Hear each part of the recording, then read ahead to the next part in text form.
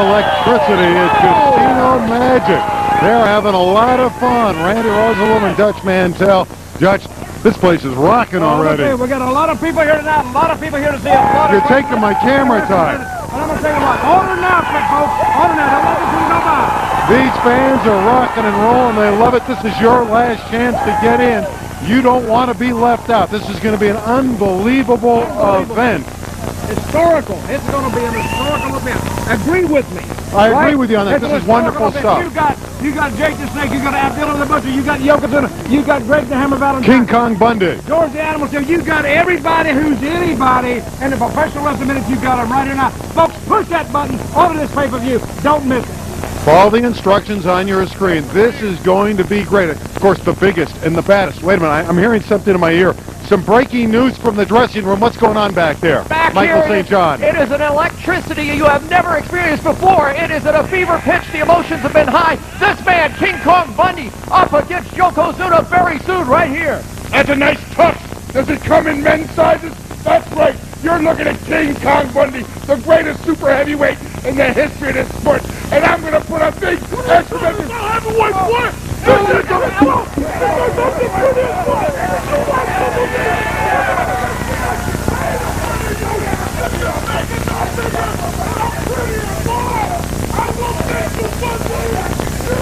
Legendary grudge matches settled once and for all, only on pay-per-view. Heroes of Wrestling. Two-time WWF champion, the former Yokozuna. George the Animal Steele. Jim the Anvil Neidhart. King Kong Bundy. Jake the Snake Roberts. Captain Lou Albano. Jimmy Superfly Snuka. Luke and Butch. Formerly the Bushwhackers. Nikolai Volkoff. So many more. A one-time only mega event. Heroes of Wrestling. Live from Casino Magic Sunday, October 10th, only on pay-per-view.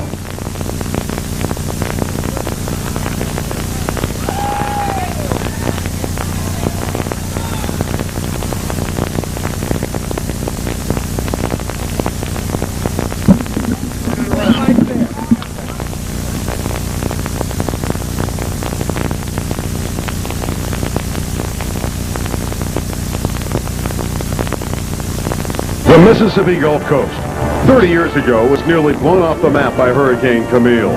Since then, the Mississippi Gulf Coast has become one of America's premier resort destinations.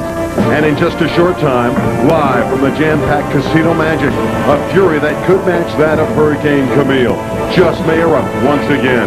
For tonight, live, the mega event wrestling fans have been waiting for finally arrives. Legendary grudge matches will finally be settled in the Heroes of Wrestling.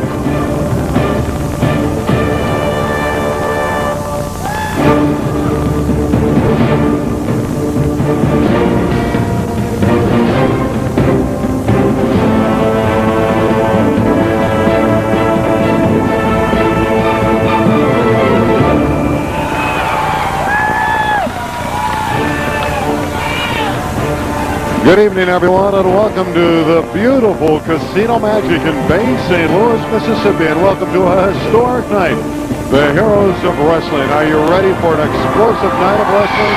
Nothing like it, nothing ever. This is monumental stuff. 2,000 are jammed in here at the Casino Magic in Bay St. Louis, Mississippi, and they understand just how exciting this one's going to be. Randy Rosenblum with the dirty guy, Dutch Mantell. That's me. Dirty, this is going to be an unbelievable night for the Heroes of Wrestling. Well, first of all, let's go with this. This is going to be an historical night for wrestling fans all over the world tonight. A lot of the stars that they haven't seen in recent years are all assembled here tonight for a one night only pay-per-view. It's going to be a great one. We're going to lead off tonight with the Samoan SWAT Team, taking on the team of the Rocker, Marty Jannetty and Fantastic Tommy Rogers. A great opening matchup, but tonight I'm going to have to go with the Samoan SWAT Team because of their sheer size and brutality. The Hammer Valentine gets in there with George the Animal Steele, and of course we'll have St. Louis Sherry Martel in his corner as well. Well, we got that on, no, we got that Sherry Martel on the outside. Hammer Valentine, a great wrestler. George the Animal Steele, unpredictable. A great matchup here tonight. a cocky youngster, Julio Fantastico, against Cold Scorpio. Fantastico has been talking it up a lot. Julio Fantastico says he is to wrestling what Michael Jordan wants to basketball. And we'll see if Cold Scorpio can do somewhat of a Moses Malone on him. These guys have been going at it. Then the other tag team grudge match. This is going to be a good one. Okay, but look at Bush. Those two goofballs from down under taking on Nikolai Volkoff. Iron Sheik, you want my analysis? That's what I'm here for. I go with Volkoff and the Sheik. You like the Russian bear hug there. Then Tully Blanchard and Sweet Stan Lane, they had an altercation earlier today. Turn back the clock. 10 years. Stan Lane, Tully Blanchard, they never did like each other anyway. There's more. Abdullah, the Butcher, the one-man gang. He's a big guy, 6'9", nearly 400 pounds with the Butcher. He's a human bloodbath. It's going to be a bloodbath here tonight. If you're a little squeamish, folks, you may want to look back away. You may want to look away from your screen on that one. The high flyer from the 80s, managed by Captain Lou, Jimmy Snuka, and Cowboy, the ace, Bob Orton. A lot of bad blood here, Captain Lou Albana. And Snuka, I'm going to tell you, Orton, Snuka, it's going to be a classic here tonight. We're not done yet. Jake the Snake Roberts against the Anvil Neidhart, one of the strongest men in all of wrestling. Jake the Snake, undoubtedly one of the meanest, most evilest man in the world of professional wrestling, taking on Jim the Anvil Neidhart. I think I might have to go with Neidhart. And of course, the Snake's got that 14-foot python here tonight. Will he lay it out? We'll see. And of course, who's the baddest? Who's the biggest? The former Yokozuna and King Kong Bundy. That is our main event. We're about ready. Are you ready, Dutch? I'm ready. I want We're already here. Let's go to the square circle. And ladies and gentlemen, welcome to Casino Magic, Bay St. Louis, Mississippi, where tonight legendary grudge matches will be settled once and for all. So throw down your toys and get out of the sandbox. Playtime's over, because tonight somebody's going to get their ass whooped tonight in here. Coming to the ring first, from the island of Samoa, accompanied with manager Paul Adams, Batu, and Samu, the Samoan SWAT team, at a combined weight of 650 pounds.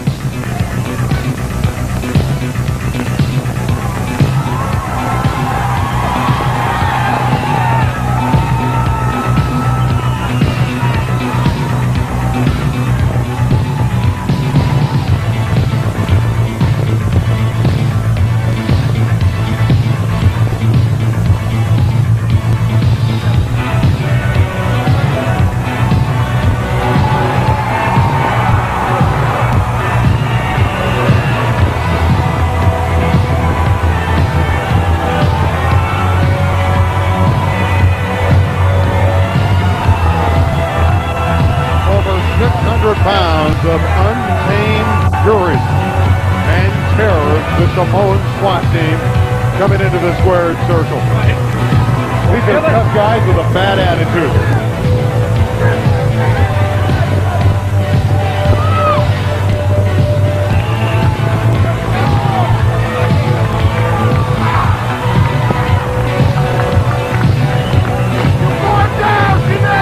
Batu and Samu. Yeah, they're talking it up as we're about to begin the first match of the evening. World-class wrestling tag team champions in the past.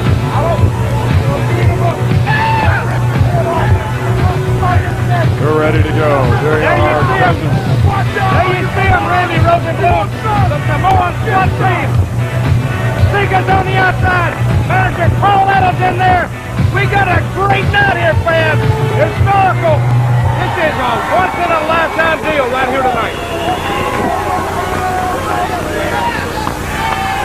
Samoan team looks very ready, known as SSD. When I was approached about being part of the Heroes of Wrestling pay-per-view, I had to think to myself, Self, what do you want to do to announce your presence nationwide with authority?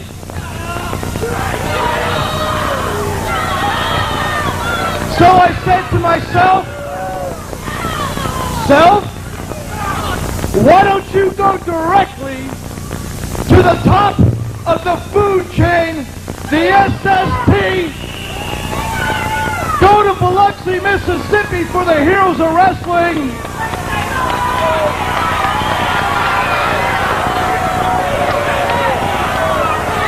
For the Heroes of Wrestling, and by two big heroes.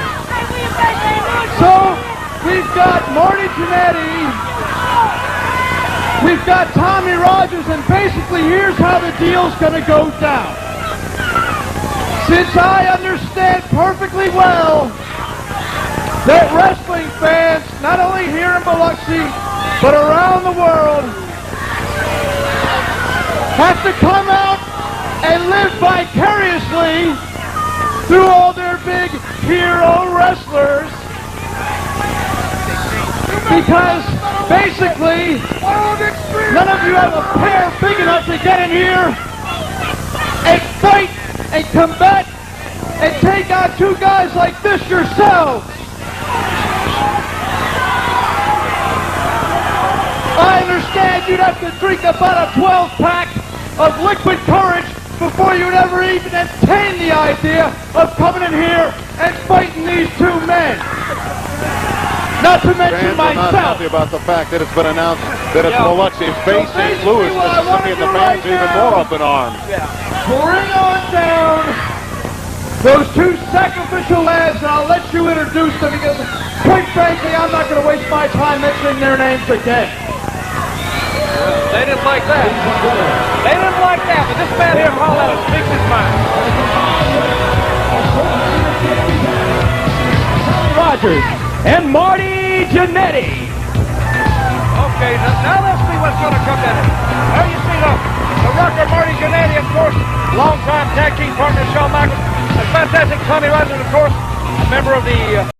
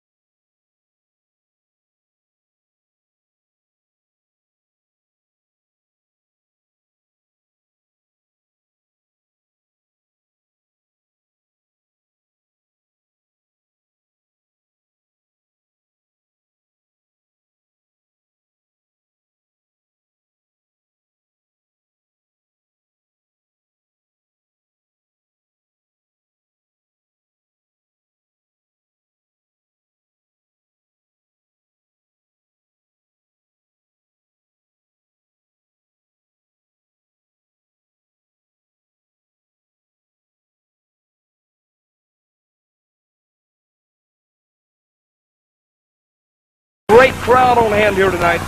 Ooh! Oh! Hit his own cousin there. Look at that reversal and slam takedown by Jannetty. Shot an arm drag. Arm drag. Get it? Arm drag. But and he tags in his partner. Here comes Fantastic Tommy Rogers. Look at there. That's great teamwork. It's illegal too, I might add. Now you look at Tommy Rogers. He looks in great shape. He is in great shape. He's about the size of Samu's leg. It's about what he's the size of. Now you talking about big. Later on the show, fans, if you tune in a little bit later on in the program tonight, we got some big bad dudes coming our way. We're talking about Yokozuna, the former Yokozuna. We're talking about King Kong Bundy, and also we've got some more big guys. We've got one-man gang coming in here taking on Abdullah the Butcher. Fans, you know, I'm very excited about being here tonight. I think this concept is great. The heroes of wrestling. You know, just because you don't see these guys on WWF and WCW every week, they don't mean they don't have their fans and they don't have a place in wrestling, because these guys here are some of the all-time greats. Just like an all-star game right here. Another great work ethic, team effort by Jannetty and Rogers. Now let me tell you also, you may not have thought about this, Randy, but you see, Rogers and Jannetty never were a regular tag team. That's right. They are bits and pieces of other tag teams, whereas the Samoan SWAT Team, they're a regular team in their own right. So what you got here with Jannetty and Rogers, you got like a ragtag team. Actually, I think they're doing pretty good here. I don't think it's going to last, of course, but I think they're doing pretty good. Fatu is in the headlock here from Marty Jannetty. Good-looking guy. Look at that. Nice face. Through the elbow, and that got right into the midsection of Jannetty, but he backs him up. Uh-oh. Slams him down. 1, 2. Nope. And a kick out. A kick out. Okay. He's okay. Got out in 2. He had a little trouble going on that bottom rope there. Okay, Jannetty. Still working the crowd. I think what he's doing is he's making these Samoans mad. Now, you don't want to make a Samoan mad. You don't want to make a Samoan. Old Baldy better sit down there. They came into the ring mad. Before somebody slaps him the next week. And again, the Samoans talking things over. Working on that strategy. Jannetty and Rogers have been more dominant here. They've outshined the Samoans to this point. Let's see what SST can do here after the strategical maneuver outside the squared circle. You know, Jannetty knows he's got to keep moving. Roger knows he's better keep moving. Hey, if these guys get them grounded, they're in bad trouble. Time they lay all these 300 pounds plus on you, brother, it takes a lot. It takes, I kick got him right in the back. That's a move. And a warning. That's a move that they perfected, and they know exactly what the other one's doing at any time. Oh! That sort of, that doesn't sort of make your night, does it? Oh, that ruins the night. Here we go, Roger trying to get in. Pull his legs apart, too. Now the Samoan SWAT Team, they go to work. They may take Marty Jannetty back to school right here. He has to get into the corner to get the Fantastic Tommy Rogers. Fred Richards, the extra man of the ring, is our official. Well, he's got his hands full. He's trying to watch not just 4 guys. He's trying to watch 6 guys now, which becomes very difficult. I mean, I could do it, but you know, the regular guy would sort of upset the regular person. But I mean, I could do it. You'd probably have trouble with it. Samu hammering away. Oh! Off the ropes and down. And that one stung, and Jannetty's in pain. You can see he's laboring. Now, don't let him. If he gets trapped in the corner, he's in trouble. He gets trapped in there. It's 2-on-1 right here. All locked up. Fantastic Rogers on the other side trying to plead his case. Well, I'm going to tell you, he's having a little trouble breathing right now. And they cut off that oxygen to the brain. Of course, in Jannetty. Wait a minute. Here it comes. Here comes the chair. Here comes Fatu with that chair. Oh, he got him in the back with the chair. Oh, that was obscene. Fatu hit Jannetty right in the square of the back, and he's down and obviously shaken up. Well, I thought it was pretty good myself. I thought it was good teamwork. It may be good teamwork, but that's unethical. Well, you know, it's a wrestling ring. You know, I've seen Marty Jannetty pick up a chair and hit people with it. If you were there, would you say the same thing? You know, wait a minute. Right in front of him. Hey, over here, close to our table. They're getting close to our table. I'm getting up. You better move, Randy. They'll kill you. We'll be okay. They've moved to the other side and down on the cement. There's carpet there, but underneath the carpet, Jannetty hit that, and there is cement. And again, the attention, there's fantastic Tommy Rogers not liking the way his partner's being thrown around. Now you watch the Samoans, they'll be like a pack of hyenas out here. They'll stalk and they'll back up and they'll draw off. They're trying to get to Jannetty. They know they got him hurt now. Now they're going to go to work on it. They're very methodical, very brutal. And I can see Snuka right now. He's congratulating them on a good move. Oh! He went for it. That was about 350 pounds coming down off the rope. He went for it. He says, see if he can make the tag here. He's got to make the tag. Let's see if he can make it to Rogers. He got it. He got the tag, and here comes fantastic Tommy Rogers. He comes out kicking. In for the right. Off the ropes with the flying leg kick. And fantastic Tommy Rogers coming out, and there's a body slam. A power slam. He got under. Oh, a kick. He got under him there. Heads together. And the headbutts. That doesn't hurt him. All three of them colliding. Yeah, that doesn't hurt. That doesn't hurt the Samoans. Hit them in the head. That doesn't hurt them. Seemed like Tommy Rogers after all these years would know that. He ducks it. Wait a minute. Oh! Takes them both down. Double DDT. Let's see if he can keep it rolling. These guys are big. Oh! Oh, that was a pretty double bulldog. deceptive. Double bulldog by Jannetty. Let's see if they can take it home now. Let's see if they can bring home the bacon. Drop kick drops him outside. The ropes comes Spot 2. We see our ring announcer over the top. Ring ropes. Unbelievable. Jannetty hammering away. Working on Spot 2. La Plancha over the top. Here we go. Wait a minute. Rogers is up. This could be it. Oh. Takes him down.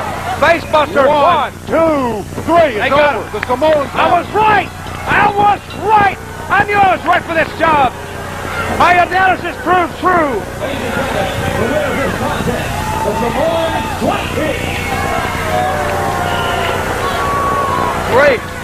The Samoan SWAT team, very good win here on the first ever Heroes of Wrestling pay-per-view, and they can always put that on their resume. They beat Marty Jannetty, and they beat Tommy Rogers right here on the first ever Heroes of Wrestling pay-per-view. Spot 2 and Samu the winners. There is the team that fell a little bit short. Fantastic Tommy Rogers on his back, and Marty Jannetty. Actually, Jannetty took most of the beating during this as we take a look at the replay of the finish of this one. Now, you don't have to be a brain scientist to know what's coming next. You know, when you get picked up in this, you're going down. You're either going down for that Samoan drop or you're going down. He altered it a little bit there. That is a facebuster. In either case, it worked. The Samoan SWAT team victorious here tonight on Heroes of Wrestling over Tommy Rogers and Marty Jannetty. The Samoan drop puts away. Here's another. Fantastic Tommy Rogers. We're going to look at it one more time. Oh, we got another great angle here. Watch this spin. This is beautiful. This is textbook. Oh, brother, he jammed him. We're going to see it one more time. 1, 2, 3. That means Tommy Rogers actually got beat 3 times here tonight. Heroes of Wrestling, www.scoopswrestling.com or www.heroesofwrestling.com. We have a lot of great gear, hats of Heroes of Wrestling, memorabilia, shirts. You can pick up all the knowledge of the Heroes of Wrestling, www.scoopswrestling.com, or of course our own site, www.heroesofwrestling.com. Those hats and the shirts, they're unbelievable memorabilia. Oh, it's very nice stuff. There's Sherry Martel and George the Animal Steele. Of course, a lot of people are talking like they're doing more than just manager wrestling partnership. It could be a lot more than that. Based off what we saw in the pre-show, Dutch, they're awfully friendly. You know, I think you'd like to watch it. I think you'd like to go in people's bedrooms and look what they're doing, you know. There's George the Animal still looking very comfortable. Of course, he's had some friendships with Elizabeth in the past. He tried to get to know Elizabeth. Now he's after Sherry Martel. For the time being, he's got Sherry in his corner, and they look to be very friendly. Well, they look like they're having a very good time, I might add. I think George Animal Steele and Sherry, they make a nice couple. Well, Michael St. John had an opportunity to chat with both Steele and Sherry. Back in the dressing room area, I've got the opportunity. The world is abuzz, Sherry Martel, about your relationship with George the Animal Steele. You know, in the wrestling business, you get to the top by your body count. George the Animal Steele is the one man that is certifiably insane, and everybody's seen it. They know it for sure. But I have got an animal that would take anybody on and do whatever it takes to defeat them. So that means what I want. Let's go fight! Fight. You ready? Yeah. You go. Fight. Fight. Hey. Let's head to the ring.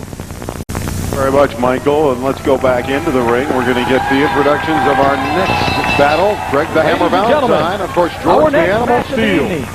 Will be singles competition. First off, from Seattle, Washington, weighing in at 252 pounds, Greg the Hammer Valentine. Ah, there he comes. Greg the Hammer Valentine. You see Randy Rosenblum. That is your name, isn't it? It certainly is. Your name is Randy Rosenblum, of course. Greg the Hammer Valentine making his way to the ring. Here's a man who's had many battles all across the world. WWF, WCW, Mid-Atlantic, all over the world. Japan, Tears of Japan, everything. And he's the master of the figure four, regardless of what Ric Flair says. This Valentine is no sweetheart. He, of course, is a former tag team partner of Ric Flair. Crash. What you people need to do is all stand up and give me a standing ovation. Because I'm the greatest wrestling machine of all time. I'm the son of the legend Johnny Valentine and George the Animal Steele. They have been feuding for years and years. Well, my father is retired now. And I've taken over, and George Steele has the guts to still call himself a wrestler. Well, tonight it's going to be all over. It's all going to be all over for you, George Steele. You're going to lay down and die. I'm going to put the figure four leg lock on you. And Sherry, I'm going to walk out with you, baby. Oh! He made his intentions clear, didn't he? Yes, he did. It was very good. He wants more than just the match. He wants His opponent comes to us from Detroit, Michigan, 289 pounds. He is accompanied with Sherry Martel. Ladies and gentlemen, please welcome George the Animal Steele.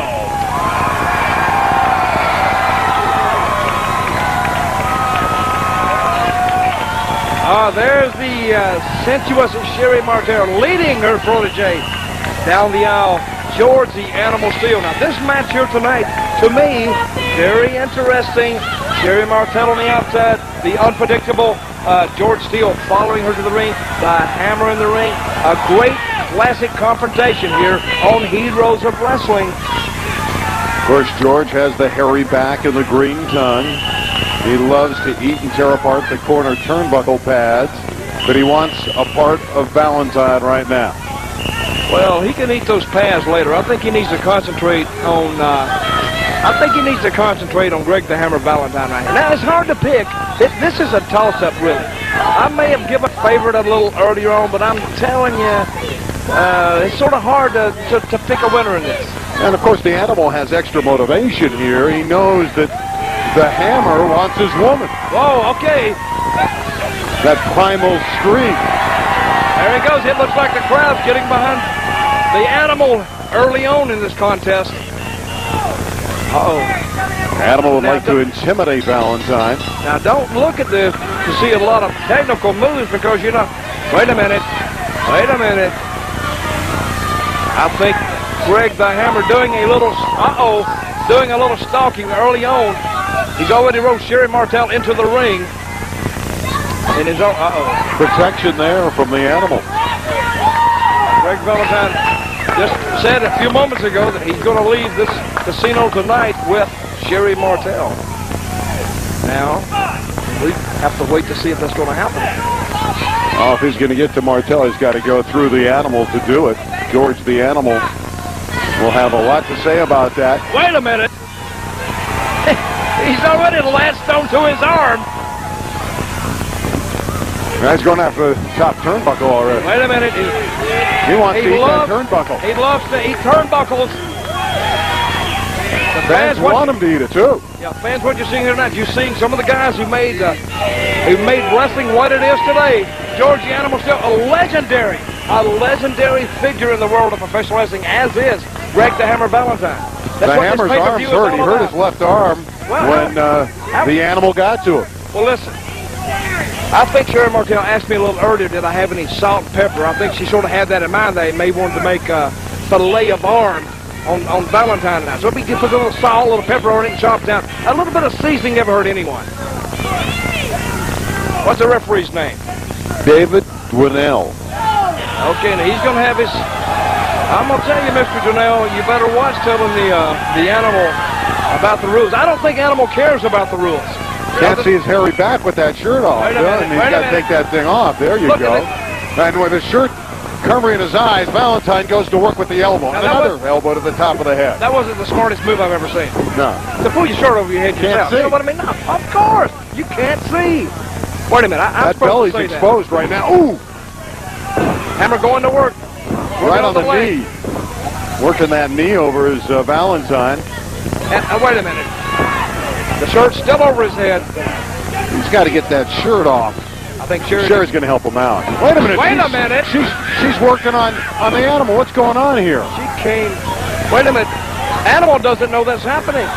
He has no clue that Sherry was working for Valentine. He don't have much of a clue to start off with. This is 2-on-1 the wrong way. Wait a minute. This is getting very... it's odd. A conspiracy. It's got to be. Boy, she didn't wait to make her intentions known either, did she? Animal has no clue what's going on. He's still in the corner. Wait a minute.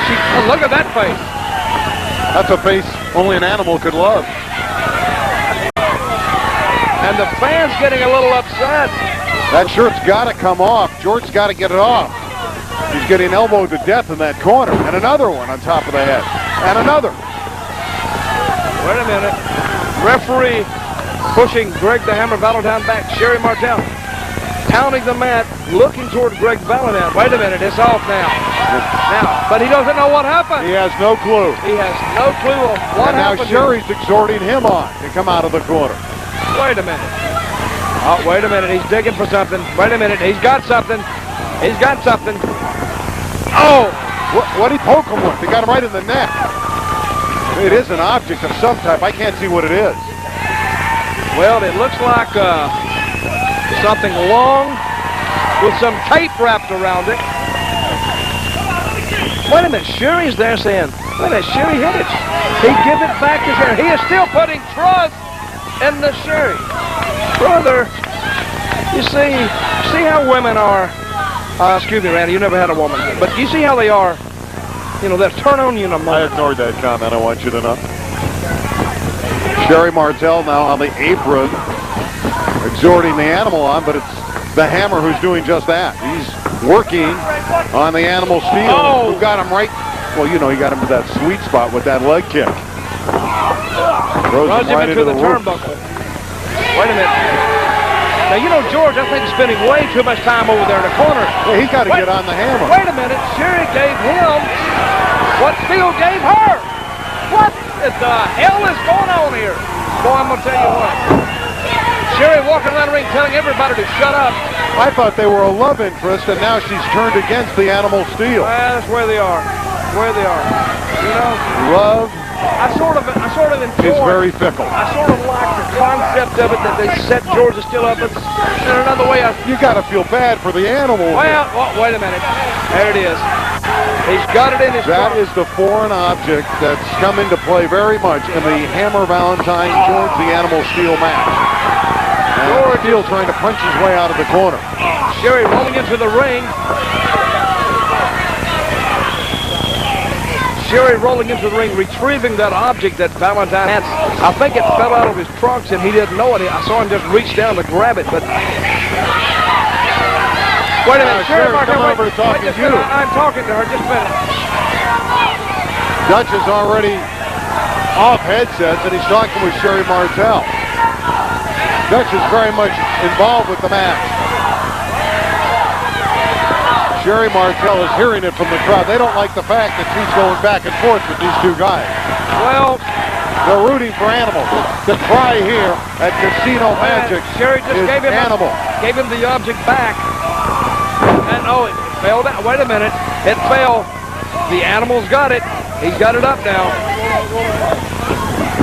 He's rolling out of the ring.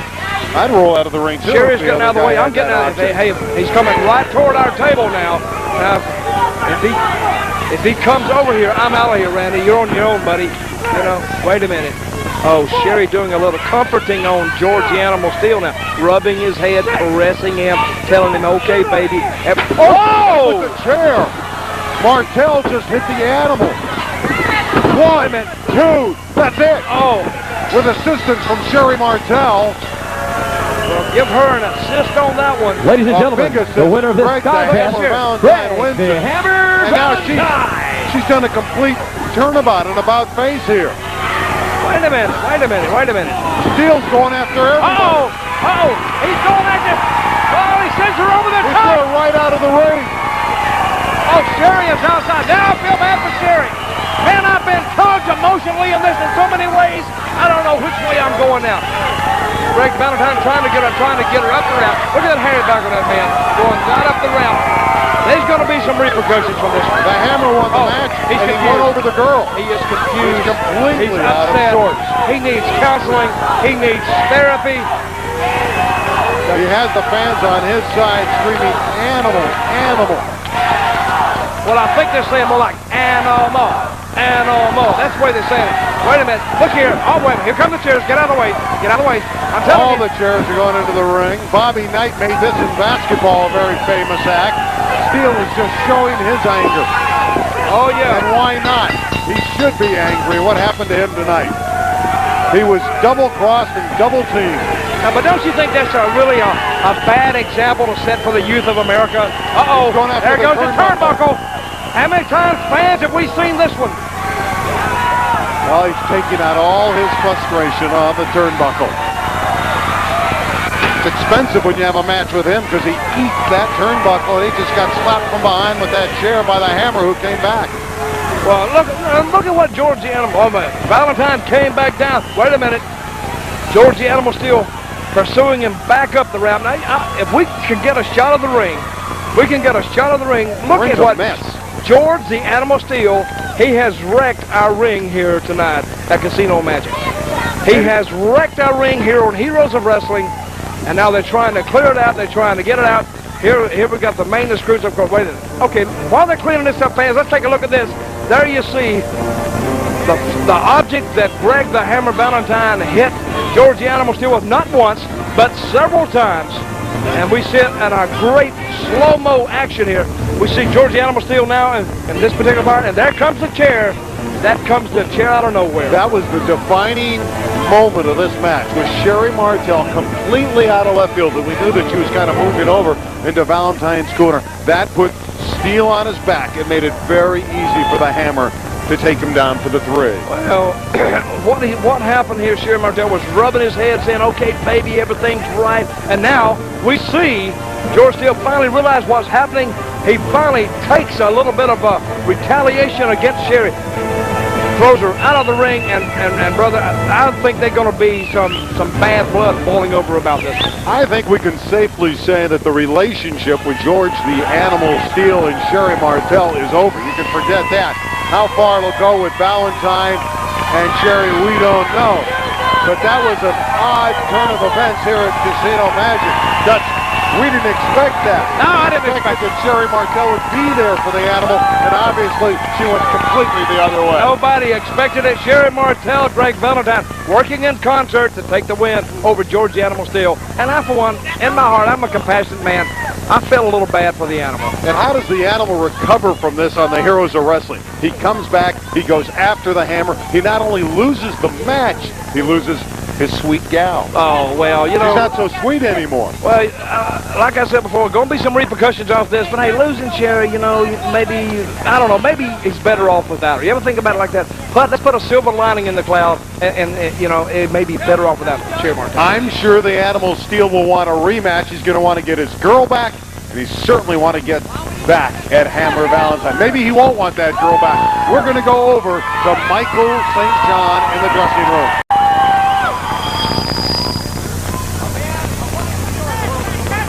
Julio Fantastico facing the challenge of his life tonight against Cold Scorpio, who's already said he's going to beat your tail. Let me tell you something. You have no clue that you are in the presence of greatness as we speak, okay? And Cold Scorpio, you're going down on it because I am wrestling's greatest superstar, and I'm here to prove to the world why I deserve everything I get and why I am going to win every match I ever wrestle again. Tonight, you'll have your opportunity because you're meeting probably one of the most talented athletes in all of professional wrestling today, you've got a lot to prove in that ring. Oh, I am the measuring stick, not him, you understand? I'm the reason why we're here tonight. I'm the reason you're here. I'm the reason you cheer, not Cold Scorpio. Cold Scorpio, he has made his name. He has been a champion. He's been a half of the World Tag Team Champions. He's a man that can take care of himself. I think you're underestimating what this man can do in the ring. I'm not underestimating anything. I'm telling you I'm confident. It's not conceit. And buddy, you're going down tonight because I am the best you've ever wrestled, man. Well, tonight we're going to see right here on the Heroes of Wrestling what Cold Scorpio and this man, Julio Fantastico, can do. Let's head these men to the ring right now. Ladies and gentlemen, our next match of the evening. From Tierra dos Los Magnifico, weighing in at 221 pounds, Julio S. Fantastico. Here comes a very brash young man. He's only 27 years of age. He's an aerial wrestler. He's young. This is his first pay-per-view event, and he's very hungry. And he loves the ladies, too. He's a real playboy outside the ring, and he talks it up inside the ring. He's got an attitude. Well, this is my first look at Julio Fantastico, so I'm gonna withhold judgment on him till I see him. But he moves like he's in good shape. He moves like he's got the build, he's got the look. So I'm gonna withhold judgment on this. Let's get Cold Scorpio out here. Then I will give you my expert analysis, especially after the match is over. Athletic. There's no question. Ladies and gentlemen, his opponent, weighing in at 225 pounds, from Denver, Colorado, Cold Scorpio. Here is a very exciting wrestler, a high flyer. Maybe a wrestler that hasn't gotten his proper respect, deserves more notoriety. And tonight on Heroes of Wrestling, Cold Scorpio has a chance to knock down the brash youngster, the Latin Dragon, Julio Fantastico.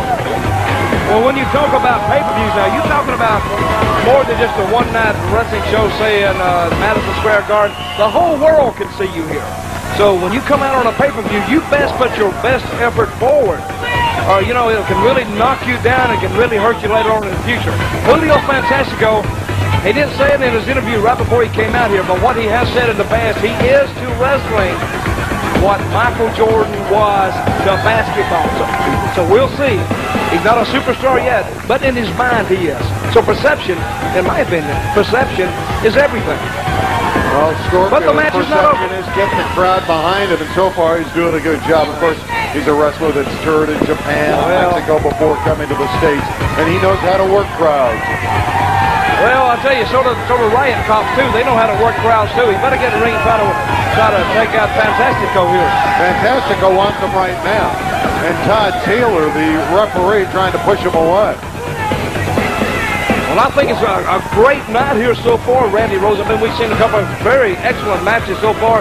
Casino Magic's to be congratulated for being the host of this event of Heroes of Wrestling here. And now we see Cold Scorpio. And I don't know how many times these guys have wrestled each other in the past, but I think there is some bad blood behind them. Wait a minute. We're being joined out here by the legend of legends, Randy Rosenbluth. I don't know if you know him, but the Captain Lou Albano has joined us out Captain Lou. Here he is. Captain, please be our guest. Step in here. Randy Rosenbluth. Captain, how are you? Come in and join us, Captain. There's Captain Lou Albano joining us. Okay, Randy, he's out here now. Say about him what you said a while ago. Captain's here now. You have a very good personality, and you've lost a lot of weight. You look great. What about this? You got a brash youngster up there who says he's going to take down all these heroes of wrestling. Fantastico has no respect for any of these veterans. I've got to say, this introduction is unbelievable. I got it on, all right. Don't be moving the mic. This Julio, look at this Julio. Look at the Scorpio that he's with. Look at the talent they have here tonight. This is one of the greatest of all time. One of the greatest events of all time. Bill Stone Jr., you're outdoing yourself. I can't believe it. The Heroes of Wrestling, baby. You got Dutch Martel doing a great job. You're not doing a bad job either yourself, so we might give you a raise. But let's go from here. Well, thank you for the All compliment. right. You're down for an extra couple of grand a week, Dutch, because you're doing a terrific job. I appreciate that. All right. But see, you need to, Randy Rosenbluth, listen to this guy here. This guy's a walking encyclopedia on wrestling and wrestling history. And if you give him time, he can tell you exactly what these guys are thinking out here. I can do it. Lou can do it. And so we like all the fans know. What are they thinking right now, Lou? Well, first of all, what they're thinking is they're both two very capable athletes. Who's quicker? Who can move around? Who can get behind a guy and take a guy to disadvantage and perhaps go for a quick pin? They both want to do it. You know, if you don't get out there and you don't win, you don't make the money. I mean, you make something, but you're not progressing your career. Now, Scorpio's a great athlete, but this Julio Sanchez, look at that. Look at that move. Oh, I used to do that when I was never, brother. Lou, I think you can still do it. I think you can still do it. Please. I was all right as a manager, but as a wrestler, I was uncoordinated. Dutch, you were one of the greats, but I don't consider myself that. I'm losing control here with you. Yeah, okay, go right ahead. Oh, that was beautiful. There it is. Look at look at the mobility and the leg what drop. A drop kick. And a reversal, he took him down. Look at that job Now, there. that was a drop kick, not a leg drop, but it was a drop kick. But it was very the drop kick turned him around. That Turned was him good around. stuff. Well, Lou, sort of give him a little bit of leeway here because he's sort of new to this and he's sort of a little bit of a rookie, Yeah, but he's not a bad guy. He's a little bit of a He smart doesn't seem bad. He looks like he's got the brain of a dehydrated baby if they put in a pigeon or pancake and fly backwards, but he's not a bad guy. Yeah, Scorpio's got him by the hair right now. Oh, yeah. Oh, look at that move. Into the ropes. Oh, good. Whoa! How about the backflip? Wow. Wait a minute. Oh, look at that drop kick. That was a great drop kick by Scorpio. Whoa. Slams him down. There's something. No count yet. Randy, I was talking. Lou, I want to ask you a question. Julio Fantastico says that he is to wrestling what Michael Jordan was to basketball. Now, I know he's sort of embellishing the thought, but do you think that possibly he looks pretty good? He looks pretty good. Do you think he can make that reality come true? Perhaps I got to say, Dutch, throughout a couple of years of experience, he'll keep progressing to that point. Right now, let's put him on 100%. I'll give him like an 80-85. He's a good wrestler with the potential, all right? But we'll see what happens in the future. He's also pretty good with the ladies. He says he's broken more hearts than bones. Well, they kind of like him. That's why I don't go near him. If I stand next to him, I look like a pit bull dog in heat, so I keep away from the guy. Off the ropes. Oh, and the elbow knocked down Scorpio, and that hurt him right on the chin. You laugh, Dutch. When I get up in the morning and look in the mirror, it takes me an hour to brush my teeth. You think it's easy going through life like this? Well, Julio Fantastico sort of turning this crowd here at the Casino Magic against him, but he don't care. Yeah, he don't care. no. That's what I'm trying to tell you, Randy Rosemond. You can't depend on these people out here. They like it, they don't like it. If it affects your wrestling, then you're going to lose the match. Well, the girls may like him, but the fans here at Casino Magic do not like Fantastico's actions. They're certainly rooting for Too Cold Scorpio. It's this touch. Oh, boy. Whoa. Wait a minute, he went for it, he moved. Whoa. There she nailed it. Brother, he was right on there. Wow, look at that. Throws him down again, and Scorpio taking control of that back kick outside the ropes. Whoa. Now, when's the last time you saw Michael Jordan take a spinning heel kick? Man, that's right. The fans here sort of own Julio Fantastico. So Fantastico got dunked. Well, it can happen. Oh, over the top, over the rope. And he hit the steel barricade. He hit the steel barricade, Dutch. Did you see that? He drove it back about a foot or so. And that's what you got to worry about when you start doing all those moves over the top rope to this concrete floor. You see, Lou, I have a healthy respect for metal, and I have a healthy respect for concrete, and the farther I'm away from it, the better off. Well, you're an intelligent individual, Dutch, and you realize the dangers. This is like the lucha libre where they're flying all over each other. I mean, you got to be careful. A man could, you hear about all the injuries that happen. Well, this can certainly injure a man and keep permanently for life. So you got to, a terrible beating look at that taken shot by the youngster. Brother, Too Cold Scorpio, and you're doing a good job, brother. You're doing a good job. Go like a Roman candle. There you go. Over the top. Over the top. He took the ride. Watch this. He nails him off. And there goes Scorpio outside the ring. Look at that flying kick there, and he's gone right under the cement to Scorpio. Wait a minute. That hurts. He's not staying down. He is not staying down. Over the top. Wait a minute. This is tough. He's back over the top. That's a tough maneuver to make. Oh, definitely. Skin the cat, he called Here it. comes. Here it is. Look. Whoa. Oh, man, this is devastating. These two athletes outside the ring than in the ring. Boy. Now, Lou, we're going to call upon your years and years of wrestling experience. 48 years. You're standing outside the ring, and you see the guy weighs 230 pounds coming to jump over the top rope, and you know he wants to jump on top of you. What are you going to do, Lou? Run back to the dressing room. That's right. That's what the smart... Oh, wait a minute. Look at it. Crowd now. Oh, onto the concrete floor. I mean, are they kidding? No grip in that floor. Wow. What a pay. They're back in the crowd now. What a pay-per-view event. Wait a minute. This is great. I don't see much security back in there. I see one security guy. I see two. Pick up the action. Get idiot face out of the way so we can see. Boy, these people getting their money's worth. I'll tell you, Casino Magic is doing a great job here. What an event. Billy. We can't tell what's going on. They're outside our camera's range. We can't tell what exactly is going on. Oh, he's not one of the fighters. One of the fans. One of the fans. No, Fantastico and Dragon. We don't know where they are. There's the Dragon coming back. He's bringing back Fantastico. Here they're coming back. Bill Stone, what a production, Bill Stone. These are great. What a great match. Now these guys, they are tough, especially Fantastico. Man, what a spill he took over that guardrail. Oh boy. Okay, he back heel Scorpio. Let's serve Scorpio right.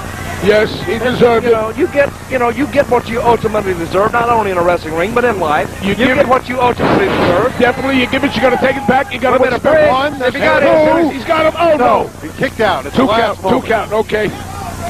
Well, the referee counted two. That's the will to win. Did you look at this here? Watch this move. Oh, that elbow was sweating elbow drop. 1, 2. That's it. No, he got out.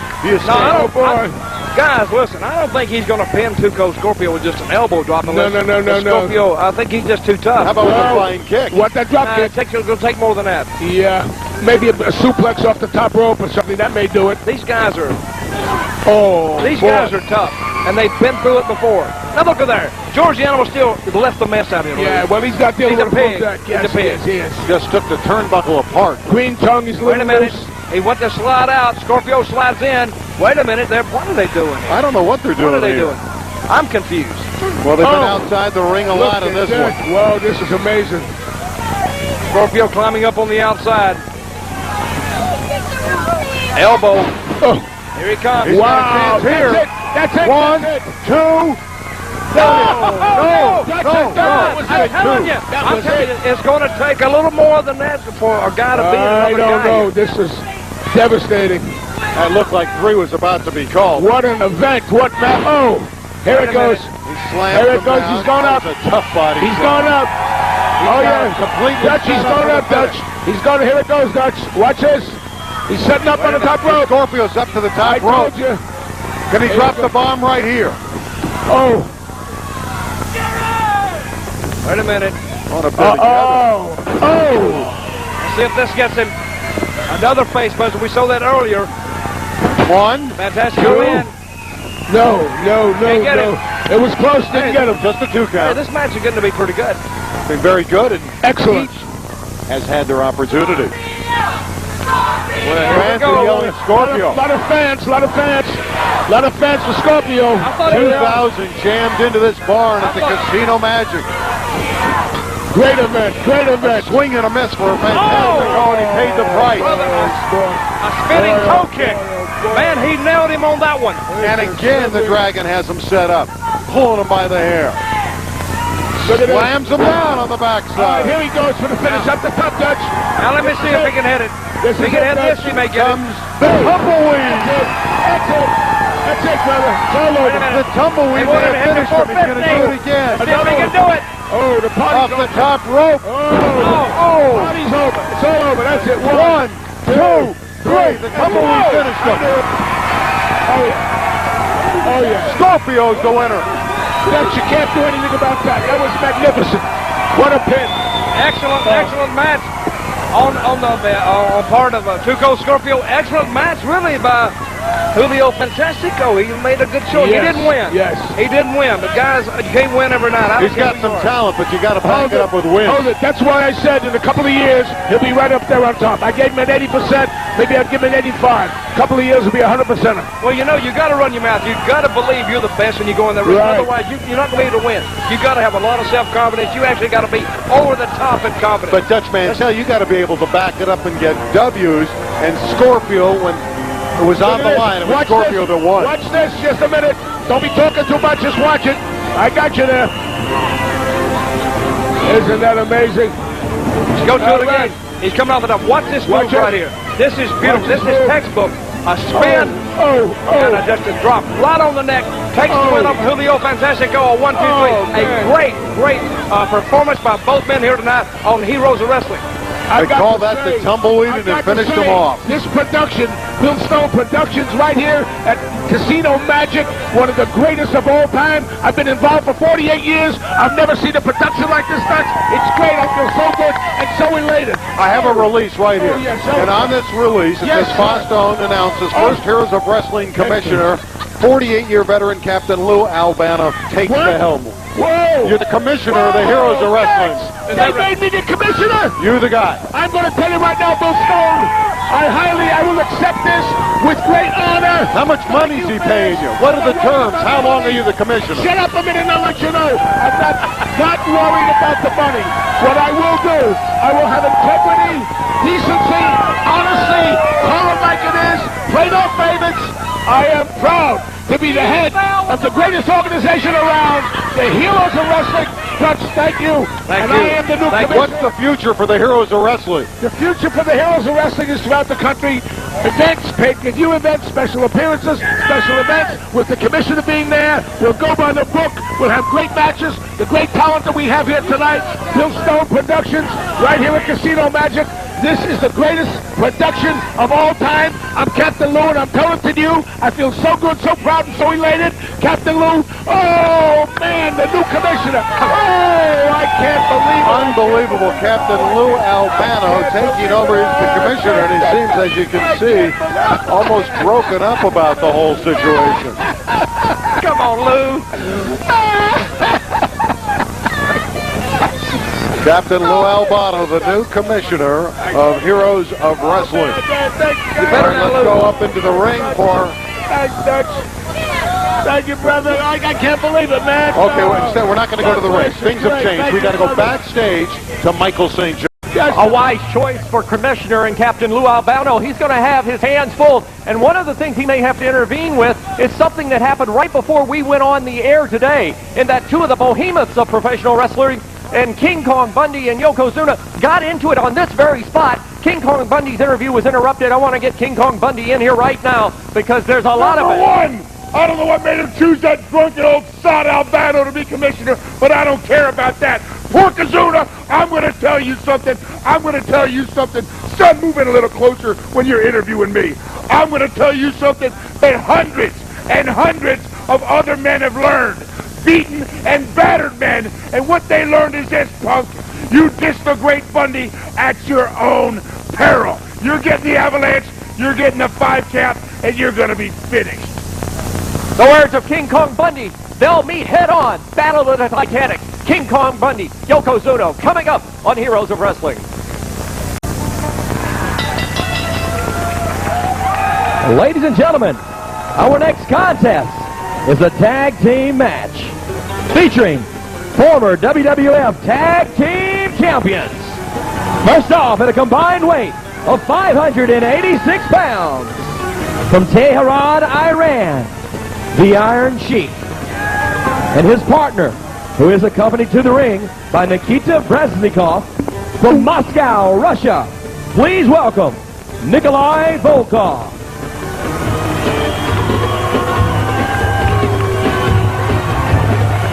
Native of Moscow, Russia, known for his lethal Russian bear hug.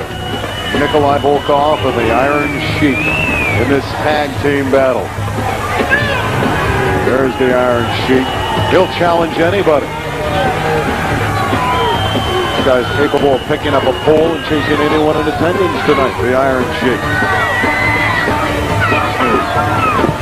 Well, the Iron Sheik, I'm going to tell you, I've seen him beat guys up till the camels come home.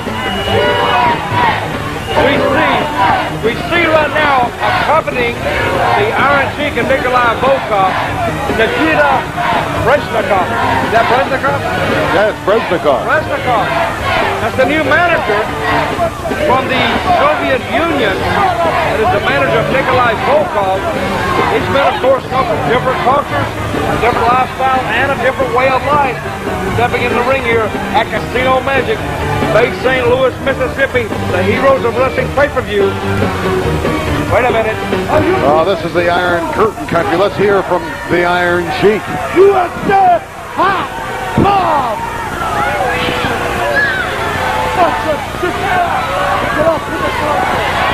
Nikolai Volkoff now in the middle of the ring. Silence your goofs! Show some respect. I know you're Americans, but try and show a little respect, will you please?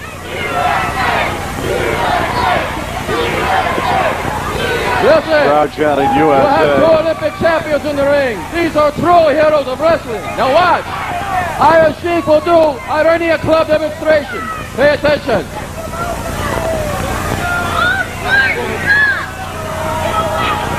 I think they asked everybody to stand. Oh, he's doing the Russian national anthem. For the Russian national anthem.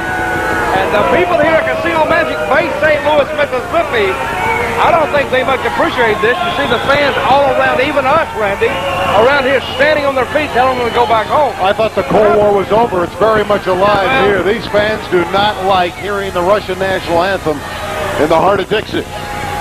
Not at all.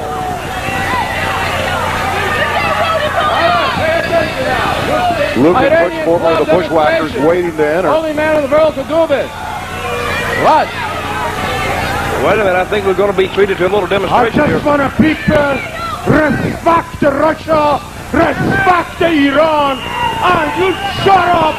Don't say USA, USA. He's spitting into the microphone. He doesn't like that USA chant at all. Well, the Iron Sheik, he's alienated himself to everybody in attendance, and you can see he's talking it up. Oh, there's two good-looking ladies here. They're shouting USA. They don't like Nikita Brezhnikov. They don't like Nikolai Volkoff. They don't like this. They like the Iron Sheik. And I think the people are actually being a little bit rude here. Just shut your mouth. A very volatile situation. Well, it looks like the Iron Sheik is ready to go tonight. He looks like he's pumped. Wait a minute. What's he got there, too? He used those in the match, is he? Well, what do I look like? I don't know if he's going to use them in the match. How do I know? He could tonight. Well, he could, but how do I know whether he's going to use them or not? I'm asking you for your expert analysis. Well, no, you're actually asking me to be like a psychic again. All right, and that takes a lot of strength. Randy, you think you can do that? No, I don't. I think you're right. He's exercising his shoulders and showing everyone here just how tough he is. And it takes a very strong man. It takes a very strong man to do that. Not only exercising his body, exercising his First Amendment right, too. To say what he wants to say. And he has that right in the United States. Hogan or Bob Orton, and you shut up. Don't say USA, USA. Again, he spits into the microphone, taunting the American crowd. And then the chant goes up, USA. Well, I'll say one thing here at Casino Magic. Ladies and gentlemen, Mississippi, they're on their in a feet. combined weight. Sounds like we're at the Xennial Olympics in Atlanta, Georgia, but we're in Bay From City. New Zealand, Luke and Butch, the men from down under. Here come the former team known as the Bushwhackers, Luke and Dutch. These men are from New Zealand. Luke and who? Luke and Butch. Right. You're Dutch. Right. You said Luke and Dutch. Don't ever put me in a category with these guys here. Never. That's a real bad. That's a bad. No. I know you didn't. But You may have some like, you may have some like a peripheral meaning that, oh, look at that. Oh, what is that? That's Brez disease. That's Brez disease. What if you had a cold? That kid go home and be laid up 2 or 3 days, pump him full of, antibiotics, and he won't know where it comes from. But this guy right here, when you kiss kangaroos and koala bears all you like, Wait a minute. That's Butch. Here they go. Luke and Bush, the Bushwhackers, two guys who actually, they don't have the sense God promised to Billy Goat. Oh, I thought he was going to kiss him on the lips. Wait a minute, maybe his, And this is their signature march with the arms raised. Now, what would you do if one of these guys come and wanted to kiss you? What would you do? I'd run. Wait, here it comes. Here it comes. Look out, look out. Yeah, he's not going to kiss me. You don't have to worry about that. Now see, they're walking around the ring, down under. You know, they think they're like Outback Steakhouse or something. I don't know what they're doing. They are natives of New They Zealand. think it's Saturday night. They're out drinking Foster's beer and, you know, going out and going to shoot some kangaroos and ride up and down the road with the Aborigines down in Australia. You know, they've won tag team championships in 26 countries. Luke and Butch are very good. And they're also very good at getting the crowd excited. You like that move with the raising of the arms? Do I like it? Well, I don't dislike it, but I don't really care for it myself. If you ask me, see, that's good. That's good. See, you can't dance around that ring all night long. You can't dance around, you know. Because these guys, this Iron Sheik, this Nikolai Volkoff, they're all business. They really want to come after you. They want to bring the battle to you. And you better be able to bring the battle back, or you're going to end up on the short end of the stick. You know what the short end of the stick is, right? I understand. It's like a 1, 2, 3. Yeah, If the stick started at 1 and then went to 2 and 3, and the 3 being the short end, you'd end up on the short end of the stick, like a 1, 2, 3. See, a lot of people don't know that, so I just thought I'd bring that to your attention. Along with all the fans Well, you're thank you for watching enlightening Heroes me. of Wrestling here on pay-per-view. Nikolai Volkoff out there Oh, they got... using his leg. We'll see if he gets his arms around. He likes that bear hug, does Nikolai Volkoff. Well, Butch in a little bit of trouble right now. He's getting pushed around. Wait a minute. Tags, and they're both in. Wait a minute. Wait a minute. They got Bresnikov good, too. They're all down. Now look at those Bushwhackers stomping away, still doing the dance. Luke and Butch, they are the fan favorites. The men from down under.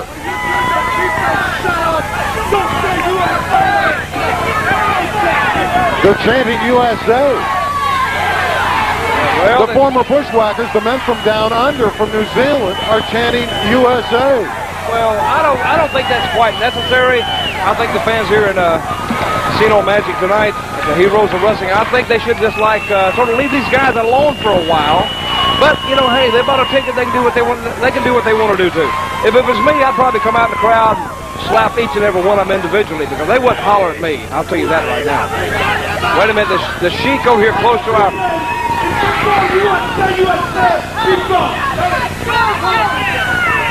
Wait a minute, I think the Sheik has instructed... He said if you guys see saying USA, USA, he's going to be gone. I didn't pick up what he said Okay, there. the Sheik, well listen, see I speak Iranian, I speak Farsi, which is the native tongue in Iran. He said it in English though, but it's so broken up. But what he said was, if the fans don't stop yelling USA or USA, he was going to retire. They're walking back. out. Well, that's what I'm telling you. Because if they didn't shut up, they were going to leave. They got their feelings hurt and they're going to leave. You have to be competitive. Randy Rosenblum, I was talking. I was in the middle of a sentence and you stepped all over me. You're very rude. Now, if you just listen 5 seconds more, I'd have finished that. All right, Dutch, go ahead. Okay, well, I've already said it now. I've already said it. Okay, look, these people here in Mississippi, they can count. They surprise me. They can count to 8. Good. Okay, now we see Luke squared off with Nikolai Volkoff. Headlocked by Volkoff, a punch. Luke down in the corner. And Volkoff And fans, let me tell you, is looking to squeeze him on the neck. look how big Volkoff is. Volkoff is huge. He's a big man, very big. This is you know, And he's ornery. if any fans tuned in late, this is an historical night in professional wrestling. The Heroes of Wrestling. Everybody who was anybody at one time in professional wrestling, not only were heroes then, they're heroes still today. That's why, and that's the concept of this pay-per-view. Kicking him right on top of the head is Volkoff. Then again, the crowd with the USA. Let's see if Volkoff leaves the squared circle.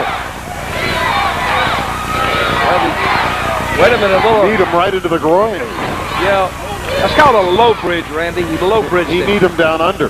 He need him down under. That's pretty good. That's the best line you come up with tonight. Need him down under. Okay, now the Sheik in, doing a little double team on Luke of the Bushwhackers. The referee over here spending a lot of time with Butch in the corner. Meanwhile, Luke's Well, look down. at that pose. Look at that pose by the Iron Sheik. A classic European, mid-European pose. The Iron Sheik, of course, at one Look time... at Brezhnikov. What's he doing? He's not supposed to help his teammates out. That's 3 against 2. Well, there's a lot of things that happen in wrestling that shouldn't happen, but unfortunately, they do happen. That's why we go out there, and that's why we play the game. Luke is being worked over by Nikolai Volkoff at this point in that headlock. A sellout crowd here tonight at the Casino Magic. Off the rope. How many people you say here tonight? 2,500, 3,000? 2,500. Well, it's two capacity fans. Look at that. Panoramic view. Casino Magic, the entertainment and golf resort in Bay St. Louis, Mississippi. The Iron Sheik, former WWF champion, walking around the ring now, knowing that he has Luke in trouble, but he needs to go for a pin, I would imagine. Wouldn't you, Randy? Well, he has him at bay right now. The Iron Curtain tandem. A kick right to the middle of the chest to Luke by the Iron Sheik. Fans are yelling, "Russia sucks" at this point. Nikolai Volkoff, once a member of a famous tag team, the Mongols, with Guido Mongol. What a vicious tag team that was. And the fans keeping up the chant, "Russia sucks." Wait a minute, get him out of the ring. Right from the backside, that was illegal. Wait a minute, Brezhnikov is up now. Brezhnikov, I don't know what good he's going to do up there, but he's on the edge of the ring. Taking him back in the corner. He takes the ride.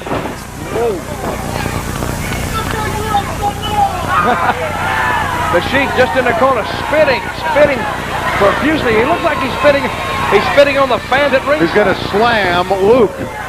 Oh, he takes it down. See if he can get him back up. He's playing with him. He's got that bear hug. He's going to dump him. The soft slam. 1, 2.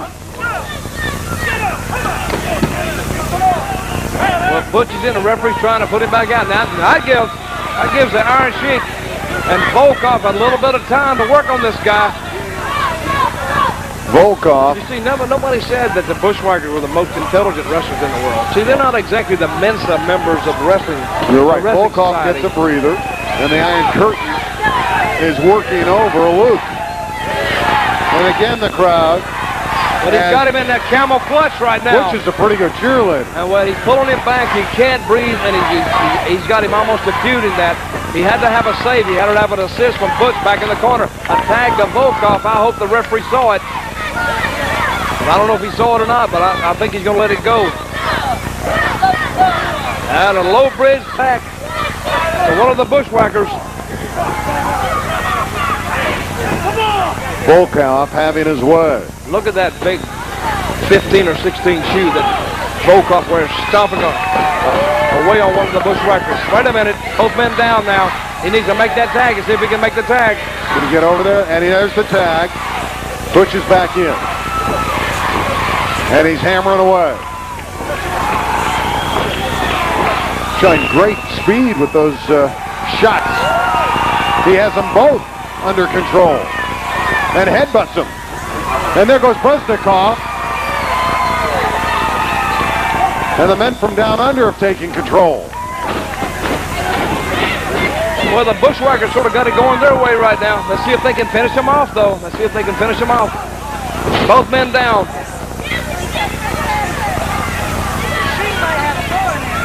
Let's see if they can finish off Volkoff and the Iron Sheik here. Wait a minute, the Fans referee certainly would love that. Well, I sort of like it myself. Wait a minute. It looks like a 2-on-1 situation now. That's exactly what we have at this stage. Wait a minute, he's giving him something. Oh, he gave him an object. There is a foreign object. Wait a minute. Wait a minute. That took down his partner from the Iron Curtain. 1, 2, 3, it's over. Bushwhackers. Oh, my goodness. Oh, my goodness. Timing, blown assignment, Volkoff and the Iron Sheik. The men from down And they blow the match, and the men from down under celebrate. Well, they're hugging everybody here in the Casino Magic, Bay St. Louis, Mississippi. Going all around the ring, giving everybody a big Australian hug, New Zealand hug. The men from down there, he's right in front of our broadcast booth right now. I hope he keeps going. Wait a minute, he's licking everybody's eye. And there's their signature march once again. It's ironic. They're from New Zealand, but the crowd, they've adopted them. And they keep chanting USA, and they know where the camera is. Yeah, right in the camera right now. Wait a minute. Butch, he's a happy guy. Wait a minute. See what we got going on in the ring here. Iron Curtain back with the microphone. Well, these men aren't getting along in the ring here. We got a camera on. They may go at it. Uh-oh. Here they go. Volkoff and the Iron Sheik about to go at it. Well, I guess Iron Sheik's blaming Volkoff for the loss. Volkoff don't want to be picked on. Now you've got Nikita Brezhnikov, the newly appointed manager of Volkoff, trying to get him. Oh, well. The Russian bear hug here is a makeup. Well, that's the gentle hug. That's the gentle bear hug. Well, they've made friends with themselves, but there are no friends in the building. It's thumbs down from the fans here. This tandem is not liked. Well, they made up sort of fast, don't you think? Maybe they've taken some anger. The Sheik here is going to take this one right in the head. Boom, right there. One headbutt to another. Oh. They're teammates, remember, and it was Volkoff that takes the Sheik out. Wait a minute. Now you see a little teamwork of the Bushwhackers neutralizing Volkoff, getting the pin on the Iron Sheik. A 1-2-3 here on Heroes of Wrestling. It was an easy pin after that missed timing. Let's go back to our note on the internet. www.scoopswrestling.com for all the information on wrestling. Any wrestling body. We also want to talk about www.heroesofwrestling.com where you can pick up all the wonderful merchandise. We have great hats, says Heroes of Wrestling on it. Tremendous shirts, beautiful material for you to pick up. There it is. It will be great to have in your home or on your body.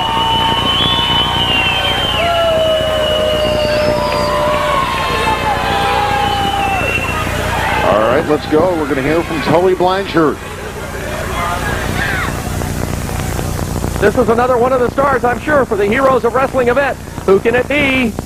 It's Tully Blanchard, one of the Four Horsemen. Hi, Tully. Good to see you. We wanted to see if we could get a word with you here. Well, it's, I tell you what, it's... Holy God, what in the world is happening? Stan Lane is attacked. Tully, can we get security? I cannot believe what's happening here. Let's separate these two.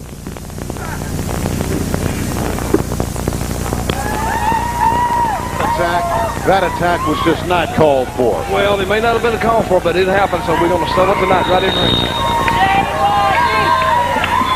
All right, the dramatic interview later followed. We got to hear from Tully Blanchard after he took that beating from Sweet Stan Lane. Yeah, let's listen to this. I have been in wrestling a long time, and I've been out of it a long time. And I came here and I agreed to do this thing, the Heroes of Wrestling, and was looking to have fun and, you know, have a good match with Stan Lane. I don't do this for a living anymore. This kind of stuff here is,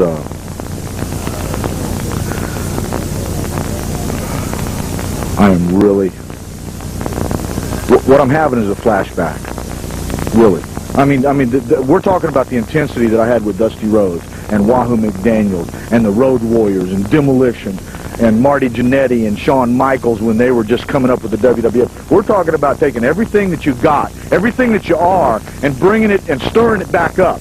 You know, I've been gone and just subdued and low-key, low profile. But you know, Stan Lane, I'm going to tell you the truth. The only reason you ever became a world champion is because you were Bobby Eaton's partner and Jim Cornette standing in the corner, and you rode a tidal wave that you didn't build.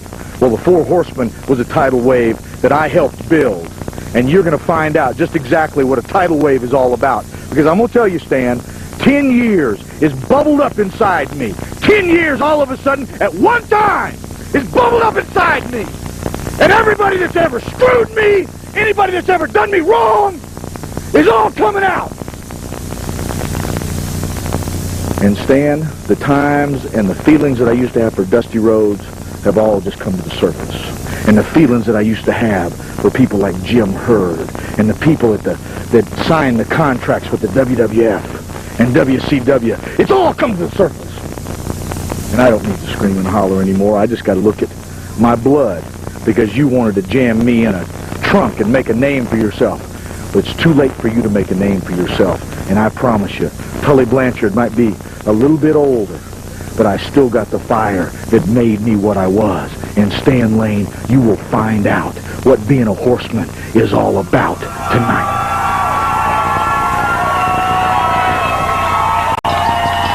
Ladies and gentlemen, our next contest is a singles match. First off, weighing in at 236 pounds from Pensacola, Florida, Sweet Stan Lane.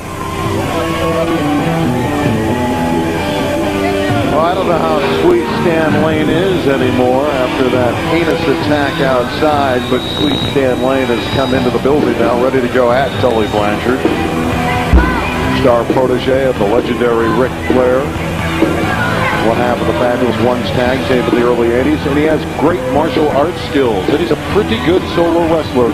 Sweet Stan Lane. Wait a minute. Stan's gonna You know something, buddy? You're doing a pretty darn good job out here trying to be a ring announcer.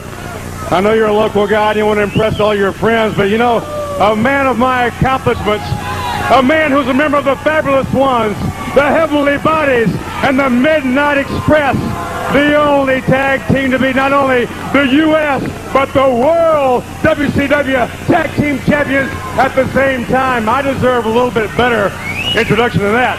And you know, since I quit wrestling, I've moved on to the field of broadcasting, if you couldn't tell. I was a broadcaster for the World Wrestling Federation, and now I broadcast for ESPN. So get ready, turn your hearing aid up, and check this out.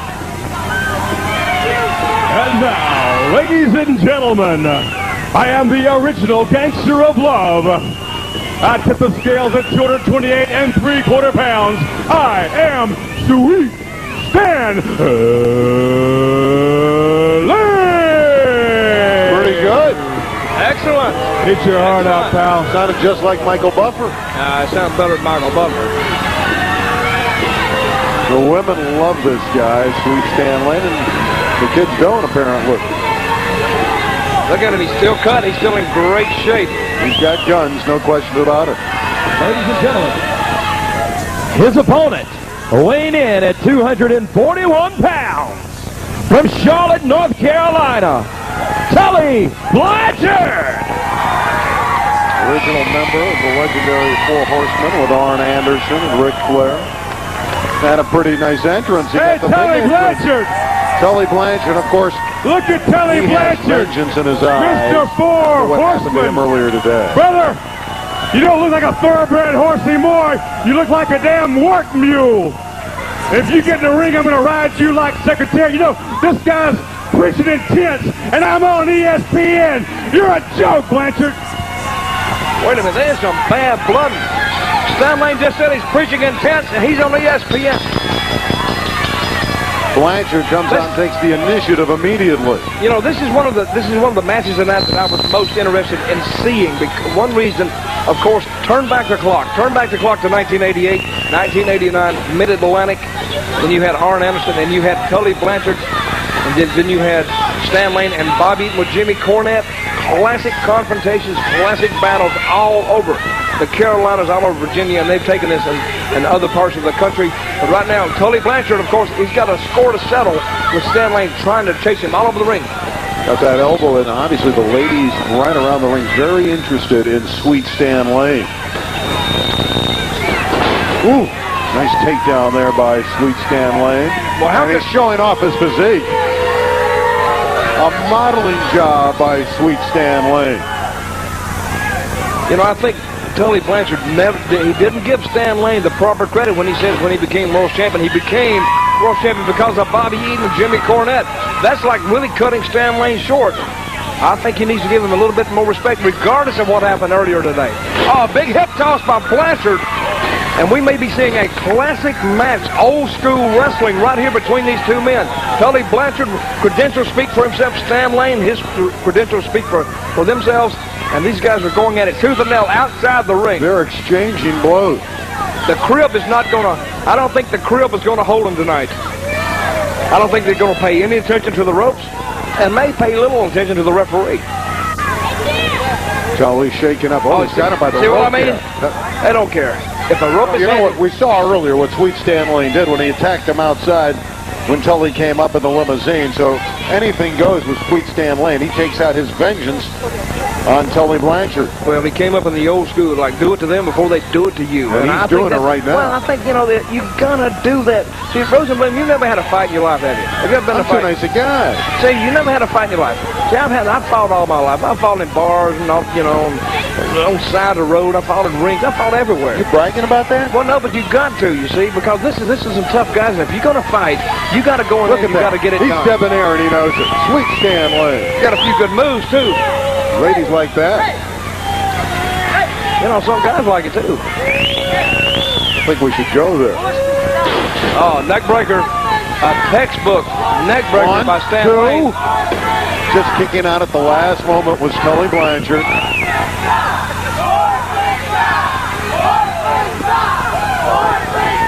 Well, Stan Lane, he's got a few fans out here tonight. A dug by Blanchard, a kick by Blanchard, and he brought that punch back from South Georgia someplace. Well, Tully Blanchard's capable of taking your body apart piece by piece. Chopped him down. Nice move by Sweet Stan Lane. And a double Tully's seen cobwebs. Wait a minute, got the Shinonamaki on him. Got him in that lock. Now, this is a very difficult hold if you're on the receiving end of it. Todd Taylor, our referee, taking a very close look at this move. And not been able to get the shoulders down yet, but that is painful. Tully's taking some beating here. And well, you know, able to tear away for a moment, but then Sweet Stan Lane holding on. Now he's going to body slam him off the ropes. He dropped him right across that top rope. See, I think he had the Blanchard confused with this, and Blanchard was probably getting prepared for a meeting with the mat or the body slam, but he got met with the top rope right across the neck. Well, it's Stan Lane going for the ride here. Airborne right on top of the back. Drops that leg across him. Look at, they're mesmerized. Look at the eyes of the women just looking on. They're mesmerized by his sweetness, Stan Lane. I think she was looking at me. No, I think they're looking at Stan Lane. See, that's what you get for thinking, Randy. Who's she looking at now? She's not looking at us. 1, 2. Come on, Tully just got out of there in time. Come on, Sam. Now, she's looking at the guy. The dates aren't even looking at everybody. She's looking at everybody. The dates are not even looking at their men right now. They're so enamored with Sweet Stan Lane. I think you kind of like him yourself, Randy. Well, you're talking he's about captivated this entire audience. Stan Lane, though, to the midsection. Here's a chance for Tully after he got Stan right in the midsection. Shoots him outside. Her mind is on Stan Lane. So is Tully Blanchard. Remember, he wants that revenge for earlier today when he was cut, when he was thrown down in the limousine. Well, you know, the ladies that come to the matches, they're gonna look at these guys, and sometimes, you know, that's why guys don't want to bring their ladies to the matches, because, you know, you're gonna see some good-looking guys here. You know, for years I had that problem myself. These are the heroes of wrestling at its best. Wait a minute. Casino Magic. They're right in front of us almost now. Wait a minute, he's backheeling him, he's taking him down. Wait a minute, he's trying to put a figure four on the outside. He's got it on the outside of the ring. But you can't win that way, Blanchard. You can't win that way. The fans are saying, get it back in the ring. Stan Lane going for the rise. Going for the eyes of his face. Well, he got whatever he could get. Well, Sweet Stan Lane's going to crawl back in. He's through the apron and now on to the squared circle. Well, he beat the count in. Blanchard struggling on the outside a little bit. Tully's going to get in there. Don't worry about it. There goes Tully Blanchard. Both men laboring. Wait a minute. He got a sleeper on Stan Lane. Let's see if he go to sleep against Tully Blanchard. He's too good a wrestler. Let's see if we can lock him down. Got that headlock on Sweet Stan Lane. Stan looking for the corner like he's trying to get there. Backheeled him. Blanchard back with it again. He went for the corner, missed the corner. Both men, I think, a little bit tired at this point now. Stan Lane's more concerned about his hair. Is it in place? He wants to look pretty for the crowd. I'm going to tell him what you said. Soon as you tell him. Look at that. He's playing the crowd again. He's got to be concentrating on Tully Blanchard. Wait a minute. I don't know if he's going for the pile driver or a power bomb. Wait a minute. He gets a backdrop for his trouble. And good thinking on Blanchard's part. Lane is square on his back, writhing in pain. Can Tully Blanchard get up and take advantage? He just threw Lane down. Both men trying to take it to each other here. I think Stan needs to turn it up just a little bit of a notch. This has been a war between Stan Lane and Tully Blanchard. Side suplex. Wait a minute. 1, 2, 3. Wait a minute. Is that it? That's Stan Lane winning? Stan winning? Wait a minute. Stan Lane thinks he's won. I think Stan won. Wait a minute. Stan win this one? It looked like Todd Taylor counted to 3, and now he's saying no. And now he's waving it off. He did wave it off. Wait a minute. He's reversing the decision, and he gave it an illegal move. Wait a minute. Stan Lane, he doesn't like this decision at all. He thinks he pinned Tully Blanchard. Now what happened there, Judge? Why did they change the decision? Well, very simply, both men's shoulders were down. The referee counted 3. It looked like Tully Blanchard got his up just by the 3 count. And well, they're still going at it. Stan Lane didn't think his shoulders were being counted, but Tully Blanchard coming back with a suplex. Now he's Stan Lane on the outside of the ring.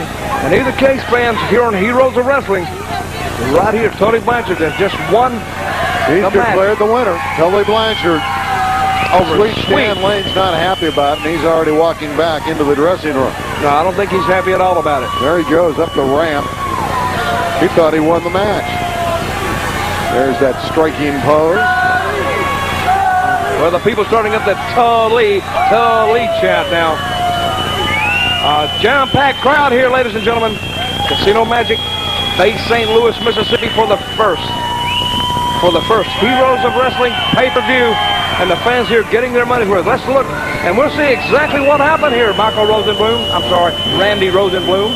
Got to get the name right. I got to get it right. You see, we got a little bit of a bad angle here. The referee's sliding in the count. He's going 1, 2, and we're going to see an arm shoot up here maybe in a minute. Okay, here's the good angle. You see, when I call for something, Randy, you get it. My crack crew out there in my truck, they call it for me. Now we're going to get the good angle here. The referee slide again. Okay, watch the arm. What, 1, 2, and count them with both hands. See, the arm comes up, and but that's a little bit of borderline too. It looks like Stan Lane's arm up just a little bit, but after that, Stan is very disappointed, very unhappy, very disgusted, shoves the referee out of the way, said, "You piece of garbage, get the hell out of my way. Let me take care of business here because I don't think this is over." The Midnight Express and controversial call. Look at Tully's shoulders. He able to kick out and move out? He was. He is. He's okay. Clearly, that's why Tully won, because he was able to get his shoulder off the mat. Well, let's go over to Michael St. John.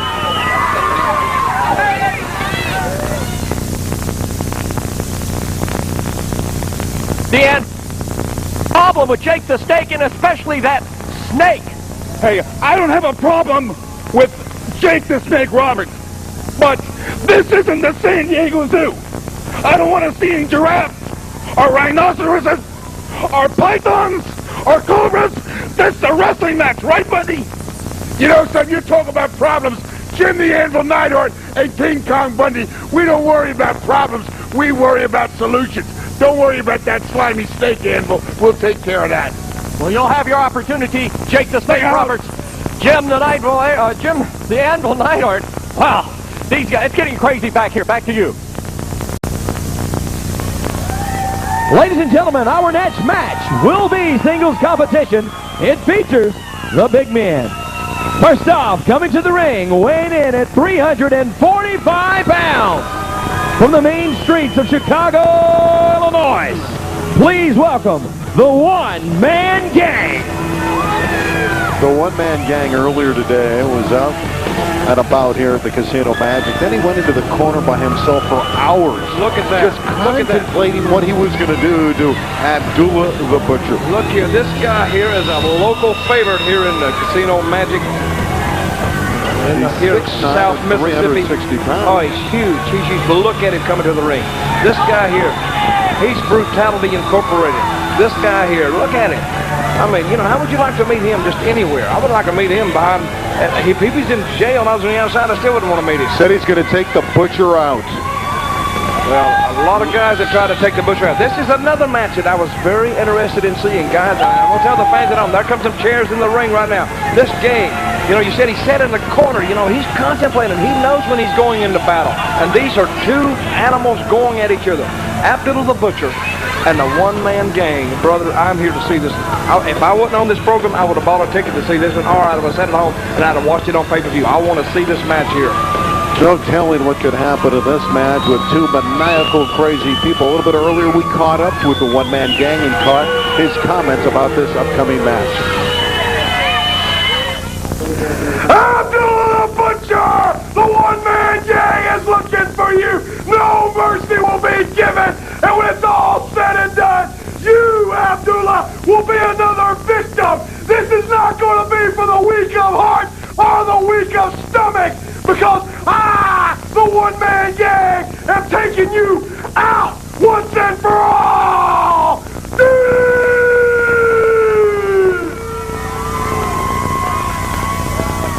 An ominous-looking man is the one-man gang.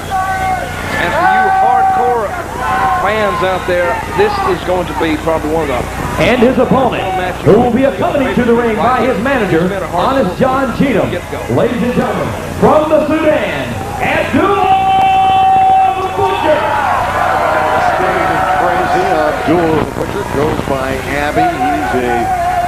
He's always a tough individual. You never know what he can pull out of his pocket. He has been noted for using weapons. He'll stick anything out at you. He's got some accompaniment to escort him out. Here comes Abby the Butcher. He's about 360 pounds, so both men about the same weight. This is a classic confrontation. Abdullah the Butcher, known as a human blood bank. So this could be crazy and a bloodbath. I'll tell you that, Abdullah, I think he's bled more. You got to flow a battleship in the blood he's lost. Of course, who can forget his classic battles in the Caribbean with Carlos Colon? These guys, they have bled buckets. And of course, Carlos Colon is not the only one. I mean, Abdullah the Butcher, he'll bring blood and he bleeds like a stuck pig. And he is the master of foreign objects. Anything that's not nailed down, he may use. Both these men, big, strong, and huge. Look at, wait a minute. Uses that chain effectively as the one-man gang on Abby. He's not wasting any time in getting to Abdullah. He knows he's going to have to get on him early because Abdullah is a strong finisher. He's finished a lot of guys off. One-man gang, probably not the smartest guy in the world, but probably certainly not the stupidest. He knows he's going to have to take the battle to Abdullah early. She'll have a couple great matches upcoming. Jimmy Superfly Snuka against Cowboy Bob Orton. And later, of course, the 1,000-pound war. We'll have that one, the former Yokozuna, King Kong Bundy. Oh, look at the chain right across Abdullah's mouth nose. He's pulling him tight, too.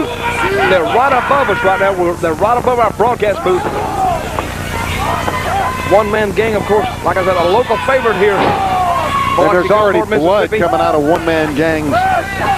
I'll make that it's Abdullah that's bleeding from the top of the head. That's where the blood's coming from. Abdullah already bleeding.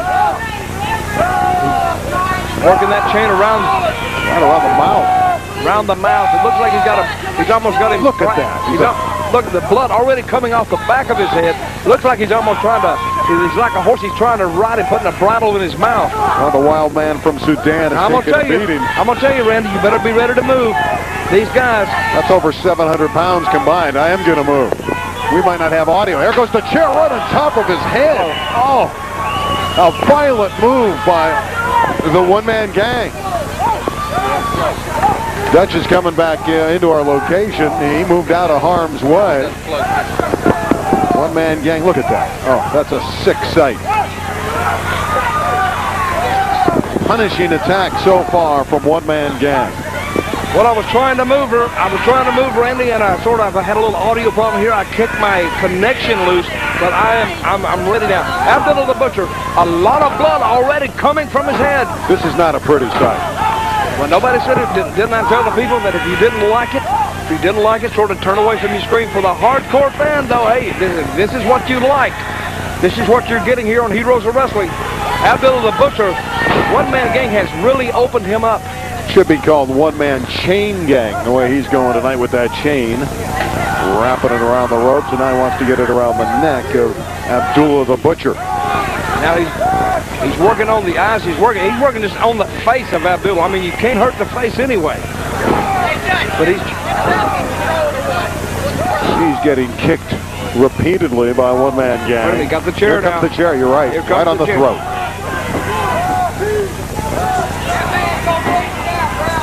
The referee was about to count out one-man gang for using the chair. So get that out of here, I'm going to disqualify you. That referee's not that stupid.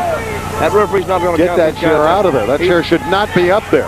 Well, he's not going to count him out. Do you think that referee's that stupid? You know, he could wear that chair home for a necktie.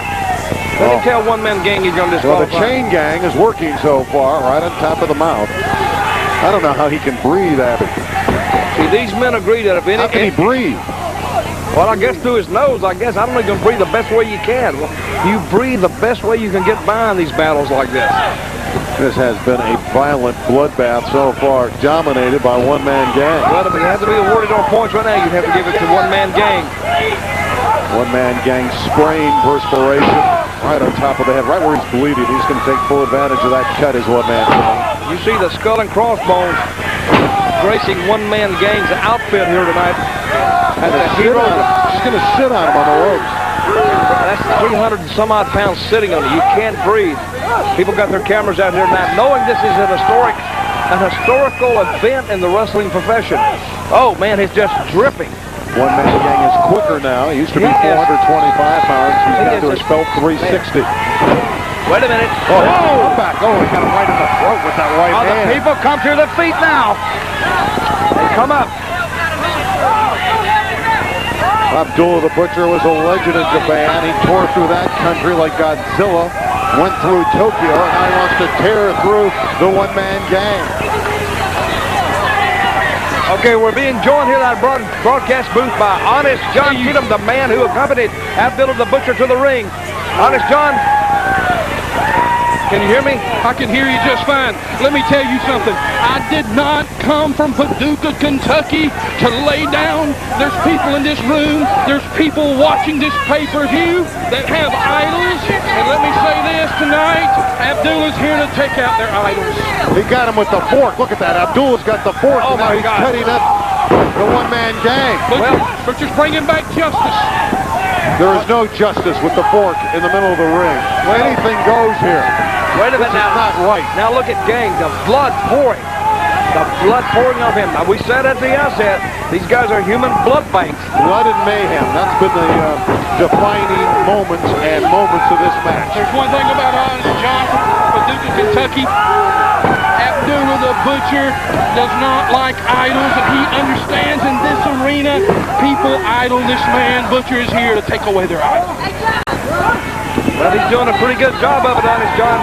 Honest John Cheatham, the man who accompanied Abdullah the Butcher to the ring, now leaving the broadcast booth. And Abdullah the Butcher absolutely bringing these fans to their feet, coming out of his trunks or out of his boots.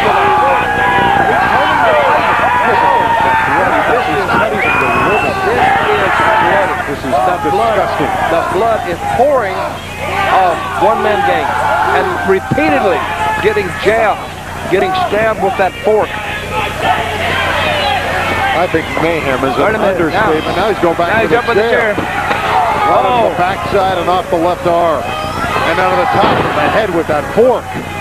But hey, Fred Richards, the official's got to do something about this. Abdullah's not in a good... He's not in good shape either. He can put him away after the chair. What a bloodbath these two guys have had. And it's not over yet. Wait a minute, I think the referee... Wait a minute. There goes the fork. He got rid of the fork, kid. Wait a minute. Now here it is. He has all the momentum in this match. The Asiatic elbow coming up. Yep, he's noted for the flying elbow. There it is. The gang is down. No count yet. The gang is rolling. He's trying to roll out of the ring before Abdullah can catch him with another elbow. Both men now Oh, the Butcher's on the chase. One-man gang leaving. Abdullah stalking him down. He's trying to find his prey, and he found him. They're coming right this down. way. We got to be Get out of careful. the way. Move, I'm getting out of the way. They're right at our table. They're going at it right here. Onto our table. There goes. We're going to have to stop this. They're right at our table, right at our broadcast location. Okay, we need to stop this. We're in some danger over here. Back up, Randy. I'm out of the way. Back up, Rosenblum. We may need some guys out The there to referee, pull these Richards, is trying to stop it, but they're within a few feet of our location. In fact, they're on our location. There goes all our material. There goes the chairs. This is completely out of control. Security's taking a beating. Wait a minute. Wait a minute. Security tried to get involved in it. Wait a minute. Oh, my God. A one-man gang. They're laying the security out here. We got referees out here. We got over at our location. We got blood all over the broadcast table. These guys are taking it into the crowd here. We got security all over. Fighting their way. They're probably going to try to fight off, maybe fight all the way back to the dressing room. Randy, you okay? I think so. Look at the blood here. Look at the blood. Security. Look at the carnage laying out here. These guys got concerned about the security members. Well, they should have got out of the way. They should have had more sense. Judge, there's great concern here for the two security gentlemen that are down. All the while, Abdullah, the Butcher, and one-man gang are still all locked up. Well, we got referees down. We got security down. We got chairs everywhere. We got chains laying in the ring. Our table is a bloody mess over here from Abdullah the Butcher and one-man gang's assault almost on us over here, fighting all the way up the ramp. Fred Richards, the official's down. He's holding his head. Looks like he's been, he was tagged a good one. There's no question about it. He's groggy. I'm going to tell you, helped by his if you want to turn officiating friends. There they are. They're the two combatants that are still going at it. And you kids watching this, if you watch Abdullah the Butcher and one-man gang, this is exactly the type of wrestling that made heroes out of these guys here, and that's one reason they're here tonight fighting. Let's look at some of the highlights as the wrestlers are still going at it. We're being applauded for this absolute bloody mess. This war. Look at all the bloodshed here. The fork still in the hands. In the mouth. He hooked him in the mouth. What a graphic photo. What a graphic photo right here. What a graphic shot. And there you see one-man gang trying to get himself up. He lost a lot of blood. Oh, they both lost a lot of blood. Watch this chair here. Right on top of the skull. He brained him on that one. He really brought the bacon home on that one. Security is okay. They're groggy. They're being helped off. That's a very good sign. And this is right where they were at the broadcast table here. Serious. Yeah, we almost took our own beating. Judge, you okay? I'm fine. Hey, you think those guys scare me? They don't scare me. I'll run. I can outrun them. They may run you down, though. Well, we were both able to get away, but I was very interested in seeing what's this. At this point, they're right on top of us. I don't know who sent that security out, but they shouldn't have listened. Watch this. Now, once you got here, you got two guys fighting each other, but don't want anybody else to get into it. That's what I like. Hey, I'll clear it out if you clear it out. Let's fight some more. But what a mess. What some carnage they left out here. Randy, no real winner. There's no winner. No winner at all. But brother, I'll tell you what. Carnage. If you can shoot this right here, look at all the blood everywhere. Blood on this is right on my board here. I was working on the board. That's the material. Unbelievable. Are you all right? I'm okay. No problem. Okay? I'm fine. We're fine. You were closer to him than I was. Okay. A little bit earlier, there was a card game. Jimmy Snuka, Cowboy Bob Orton. You know, they've been feuding since, what, 1984? Let bygones be bygones. It appeared that everything was okay. Our surveillance cameras here at Casino Magic went over, had that camera on top, and were able to catch the pictures of what happened. What's this? I'm telling you right now, the guy's a crook, Jimmy. Here. The guy is a crook and a thief. Go ahead. Come here, man. Let me tell you. Hey, Jimmy. Look at that card. Look at the card there, Jimmy. Look at that. Underneath his belt. Look at that, Jimmy. You're the crook, you thieving half-wit, you moron. No, don't point your head at me. Go ahead. Hit him. Go ahead, guys. Go ahead. Hit the son of a dirty button. That's it. Get him back. You'll pay for this, you punk, you. You'll pay for this. Well, you'll pay for this.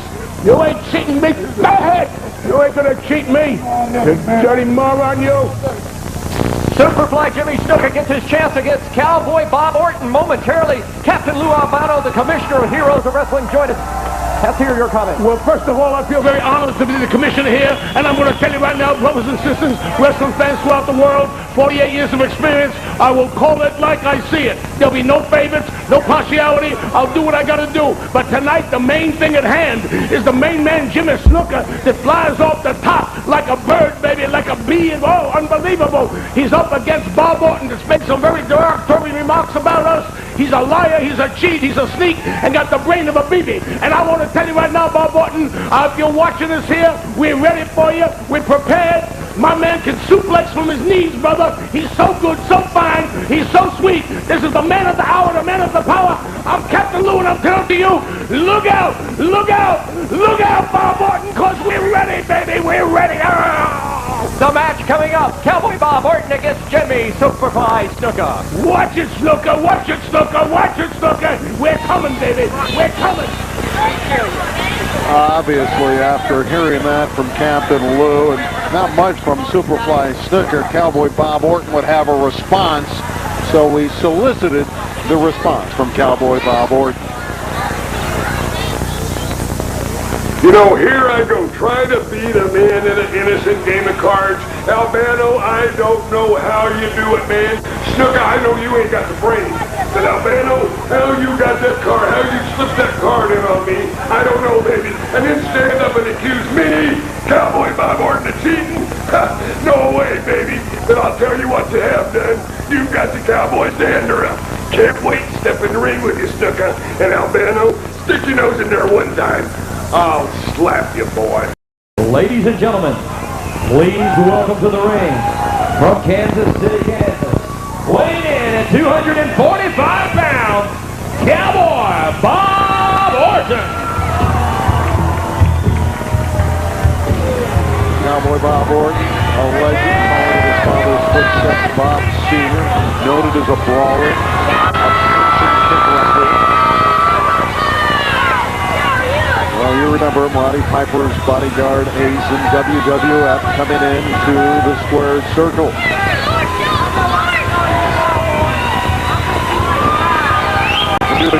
Going on since 1984. They've fought all over the world. Madison Square Garden, Porcelain in Los Angeles, of course the Garden in New York. Bob Orton, the Cowboy ace, him and Jimmy Superfly Snuka. Captain Lou Albano. He hails from the Fiji Islands, weighing in 235 pounds, Jimmy the Superfly Snuka.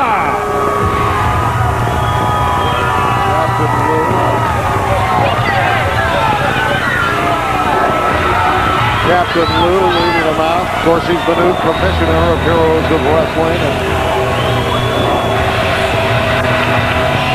we understand that this will be the captain's final managerial performance. He knows he has to be impartial to the commissioner, and right behind him, one of the real high flyers of the 80s. With his Superfly hoop off the top rope. He really perfected coming off the ropes. Jimmy Snuka. Snuka coming into the ring to meet up with Cowboy Bob Orton.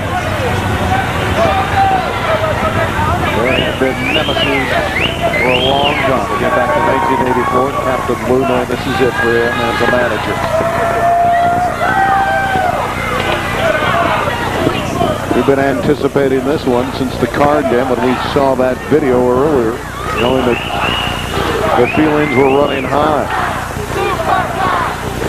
Superfly is the rallying call for the fans here at Casino Magic. I have a thought. It just occurred to me. I have a thought. Okay, Lou. I'm going to bring it. We heard you, Lou. You have to be working on your match. Lou, go back there. You work on your match. He's coming over here. He wants to do the announcing. Well, he's the commissioner now, see? Yeah, he can do anything. Yeah, he can do anything he wants to do. But, a thought just occurred to me. If he, being the commissioner, isn't this like a conflict of interest? Well, this is his last managerial job tonight. He's stepping down. You're sure of that? Yes. We've been... Oh, who told you that? Yeah, we've gotten the confirmation. We do have confirmation. Yeah, we do have confirmation. I didn't see confirmation. Okay, anyway, let's go back to the match here. A classic match here. Jimmy Snuka, Cowboy Bob Orton. In the midsection immediately. And I don't think he was cheating at the card game, actually. You know. Whoop. The high flyer right off that rope again. We've seen that for so long. That's reversal. 1-2. Near pin by Cowboy. I'm going to tell you, Cowboy Bob Orton, one of the most proficient technical wrestlers ever. Him and Jake Valentine are very proficient technical wrestlers. Bob Orton, of course, a second-generation wrestler. Bob Orton Sr., of course, being his father. And Bob Orton Jr., of course, named after him. Captain Lou giving Superfly some guidance outside the ring. I'm going to tell you, Randy, we have turned the clock back tonight. We have turned the clock back tonight. Nostalgia is in. Wait a minute. Elbow right to the forehead of the Superfly. You can hardly watch that young man. Of course, it was violent with the last match with Abdullah the Butcher and one-man gang. The camera following Jimmy Snuka closely around the ring. Bob Orton, he doesn't miss. See, one thing about it, if you really know what you're looking for and you watch Bob Orton, you'll notice there's not any wasted moves in his action. Every move has a purpose and it means something. He doesn't spend any extra energy that he doesn't need to spend. Coming up, we have Jake the Snake Roberts and Jim the Anvil Neidhart, and of course, he's got him hooked for the suplex and hooked him in hard. Suplex. Of course, we have the former Yokozuna and King Kong Bundy in a 1,000-pound plus war.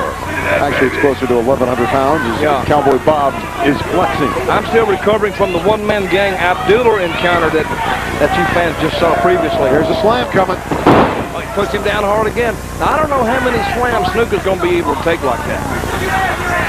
He's a phenomenal athlete, Snuka. There's a 2 count, and he's able to kick out at the very last instant. And Snuka's back is bothering him.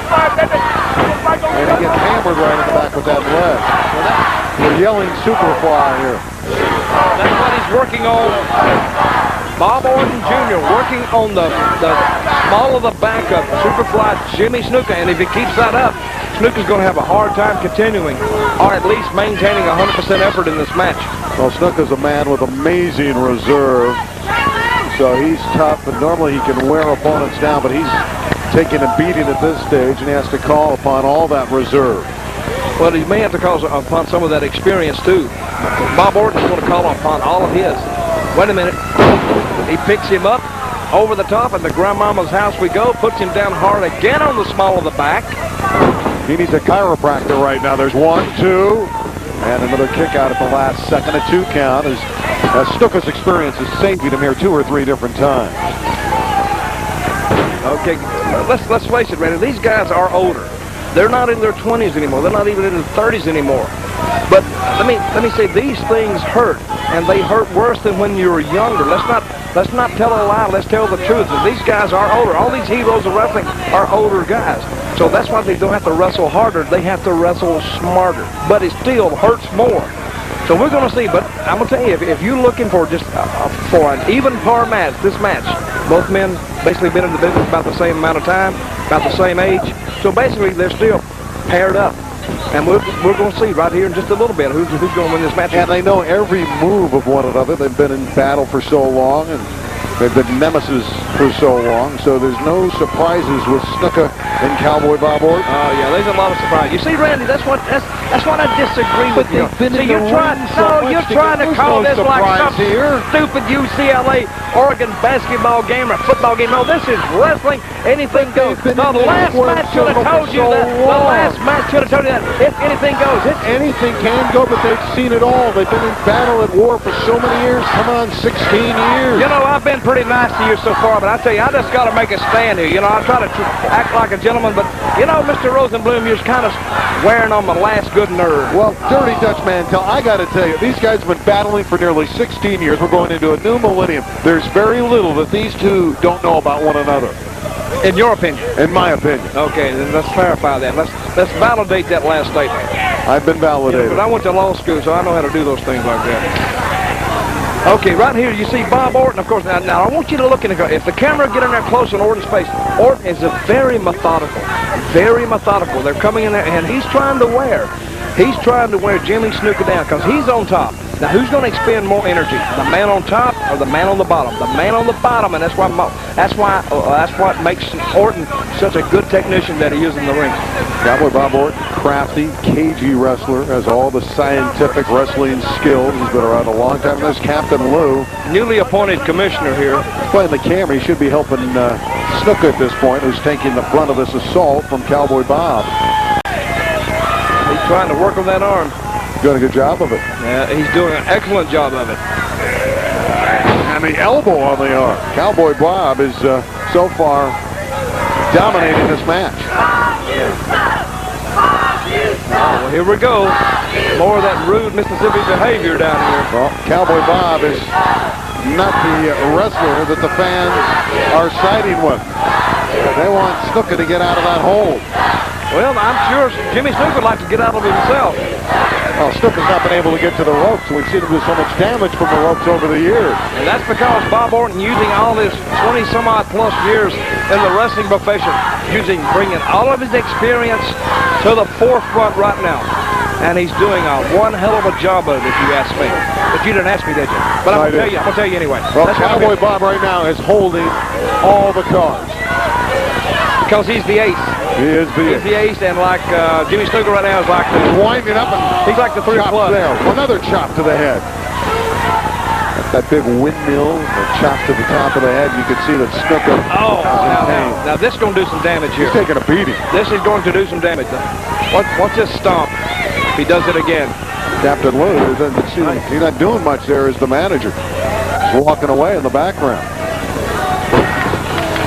Not much you can do when your wrestler is helpless. See, you answered your own question. You said he wasn't doing much, but then there's not a lot you can do. I don't know, who's he pointing to here? I think that's the head of Casino Magic here. Of course, with Captain Lou, you never know what's really going on. No, with Captain Lou, you never know exactly what is going to happen with him, what he's going to say. But Bob Orton right now dominating Jimmy Superfly Snuka on the first ever Heroes of Wrestling pay-per-view. I hope he doesn't start paying too much attention to these people. Snuka writhing in pain. Because that is kind of rude to talk to somebody about somebody's sexual orientation. I would agree with that. Using those knuckles into the face. Snuka's taking all the shots, and now Cowboy Bob wants some of the fans here in Mississippi at Casino Magic. He feels he's got Snuka at bay, so he's going after some of the fans, and now the official he's telling off. You see those guys right there? You couldn't meld and pour them in a ring with Cowboy Bob Orton. Well, he has to pay attention to Snuka, because Snuka's starting to get back up. He's on his knees. I think what Orton's thinking about now, I think he's giving him time to recover here, though, That's exactly what he's doing. I think he let the fans, he got tired of. You got to put the man down when you have a chance. Now these guys don't wrestle every day anymore. They don't wrestle like 30 days a month. He's loading up on him. Snuka's done very little in the way of offense. He better get his ball rolling. He better crank his car up and get it rolling here. There he headbutts him. He headbutts Cowboy Orton. That looks like a little bit of a coconut, but wait a minute. Orton's seeing stars. Snuka has turned the tables on Cowboy Bob Orton. He's got him on chanting now. And a chop. This thing's turned around and the fans love it. Well, you said he had a lot of recuperative powers. I guess he proved you right. A right into the corner. Over the top. He's going to go over? No, he's holding on. Wait a minute. Sent him up on the top. And a kick. Right to the midsection. And Snuka feels... Wait a minute. He has gathered it back together. He has straddled the rope. Look at that. He's a more confident athlete. And a kick to the midsection. Another punch. A chop. That chop right to the face. Wait a minute. Bob coming back. In for the ride.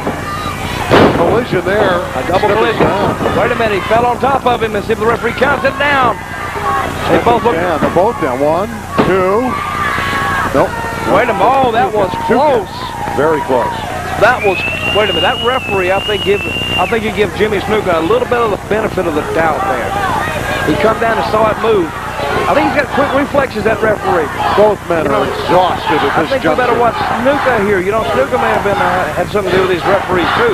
They're yelling Superfly. Wait a minute, now to escort this athlete on. He's going to the top rope, you can tell. He's going to go to the top rope. Everybody coming up now. He's going for the leap, the Superfly leap. He's up on that top rope, but Orton won't let him go. Cowboy Bob has seen that leap all too often. He sort of did a little low bridge drop on that top rope. Okay, Bob. Come on, Orton. You need to pull it together right now. Pull it together. Come on. Brain buster him. Brain buster him. Come on. I'm going to tell you, these guys, they came well prepared for each other tonight. They came well prepared. Cowboy Bob Orton telling the fans that he's going to take Snuka out. And you watch, when you watch Cowboy Bob Orton, you're watching a master at work. Master, let's see if he can, wait a minute, what's Lou doing? Lou held the ankles. Captain Lou held the ankles of Jimmy Superfly Snuka. Wait a minute now. The official didn't see that. John Taylor, third man in the ring, didn't notice that at all. And Orton's going after Captain Lou. And I think it's his hand on the turnbuckle. There's the Superfly leap. 1, 2. He got him with it. The Superfly leap and a pin for Snuka. Okay, you got to give Captain Lou an assist on that. Superfly can still get up into the air. He had to be 10 feet high when he got it fully exposed and out there. He was really up into the night. A little bit of a controversial ending on this one. And you see Cowboy Bob Orton pleading his case to the referee. He said, I had him up there, referee. And the referee said, I didn't see it, you know. Referees never see nothing. That's what you're right. Cowboy Bob Orton is just irate about the fact that he was held back by Lou Albano. And Snuka gets the win. And if I was the official, I'd get out of there in a hurry, too. Cowboy Bob Orton, 248. Here's the finish. Here it is. The turning point of the match, the Cocoa Butt by Jimmy Snuka. That really turned the tide. That swung the momentum back in favor of Jimmy Superfly Snuka. And you see the classic pose made famous by Jimmy Snuka that millions and millions of fans have seen over through the years. Now he gives him the ride here. Up and over the top. Then we're watching we got another little sequence coming up here as we see Bob Orton floating up on top. Jimmy Superfly Snuka eyeing his prey. Now, he's going after Cap. And we see the famous top rope that made Jimmy Superfly Snuka famous. And when he comes off with it, the fans react. They know that's the finish for Cowboy Bob Orton. And the referee's right then. He does a 1 and a 2 and a 3. And it's all over. Put it in the book. Write it down. And let's take a second look from a different angle right here. Look at the height, the altitude that Jimmy Snuka attained on that dive there. Referee counts 3 again. Hey, we can watch it 100 times. It's not going to change. Jimmy Snuka victorious over Cowboy Bob Orton Jr. here tonight. Pay-per-view Heroes of Wrestling. And a disconsolate Cowboy Bob Orton in disbelief that he was held back by manager Lou Albano and gave Jimmy Superfly Snuka an opportunity. He came down with the flying leap to close out Cowboy Bob Orton. Gave Jimmy Superfly Snuka an opportunity. He came down with the flying leap to close out Cowboy Bob Orton. Well, we've seen that magic before. Still to go, we have Jake the Snake Roberts and Jim the Anvil Neidhart, and of course the big one, the former Yokozuna and King Kong Bundy. And speaking of Jake the Snake Roberts, he's with our man, Michael St. John. Thank you, gentlemen. Back here I have a man of legendary proportions, the man Jake the Snake Roberts. He is a man that you all recognize. He's a legend. Come on, Jake, get on in here. The Bucks want to hear from you. You know, you're a casino, and everybody says, well, gosh, a casino, you should gamble. Let me tell you something, Anvil. You don't want to play cards with me because I'll cheat, okay? I cheat. You want to play 21? I got 22. You want to play blackjack? I got 2 of those too. You want to play aces and eights? Maybe I got too many of those too. If you not gamble with me, the only thing you should gamble is this. Listen to me. When you walk in a casino and you want to gamble, the main thing is you should realize this. To gamble, you must accept losing. I don't accept losing. And here's Damien. Damien, my friend. My friend Damien is right here. Damien? Yeah, he just stuck his head out at Nice pile of snake, huh? Oh. You don't want to see us, do you? Well, I Let me know. show you something. Yeah, that's Let me okay. show you something. No, I tell you what, Anvil. Go ahead, Anvil. Roll the dice. Mr. Cameraman, get your ass back up here. Hello? I'm talking to you. Get the camera back up here. That is not what you need to worry about, Anvil. The bottom line is this. When the DDT comes, then the snake comes out. Worry about the DDT. DDT. DDT. DDT. DDT. DDT. DDT. DDT. Think about it. A man of his word, Jake the Snake Roberts. Back to ringside. Ladies and gentlemen, our next match of the evening will be single competition. First off, coming to the ring from Reno, Nevada, he weighs in at 256 pounds, Jim the Anvil Neidhart.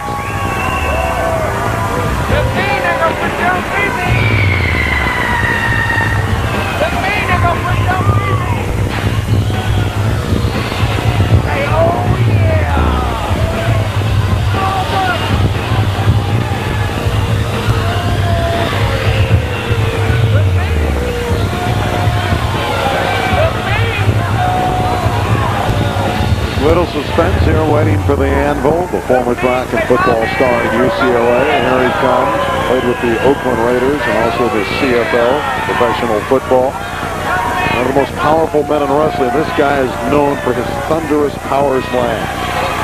Big, strong man. Played a lot of professional sports. Football player. Track star, just like you said. But we're going to see.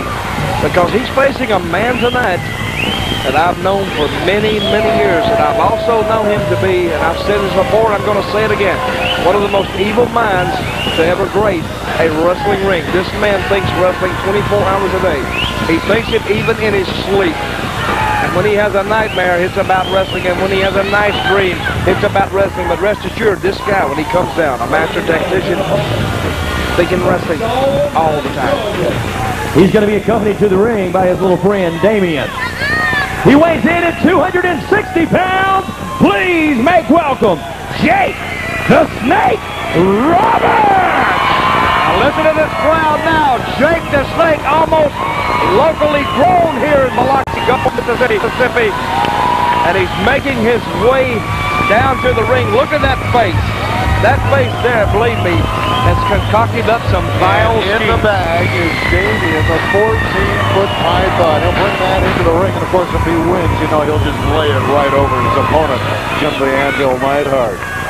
He's thinking right now, you know, he's thinking how to get the best of Jim the Anvil Neidhart. That snake, Damien, you know, I've had it laid on me before, and it is not a pleasant experience. We see all kind of wrestling media around the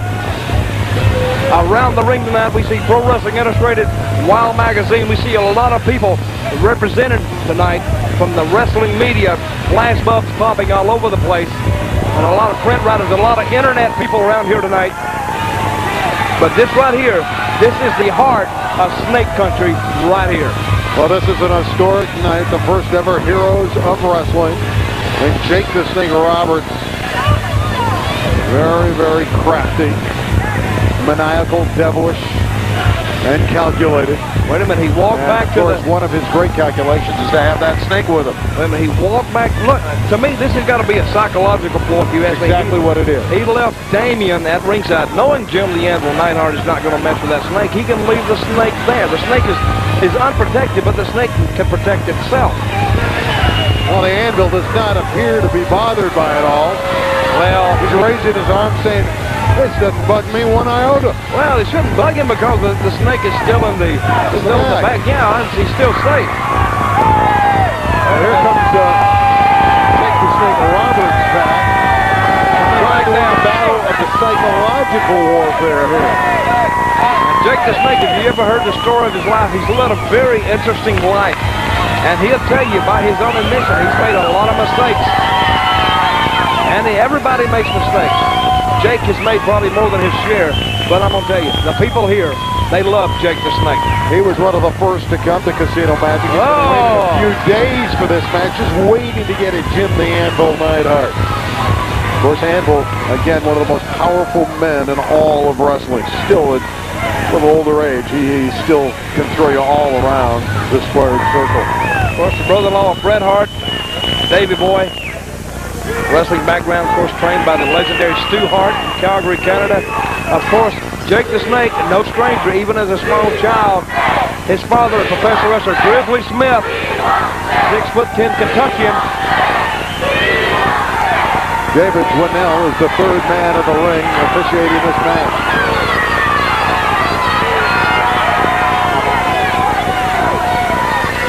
Jim Anvil's turn.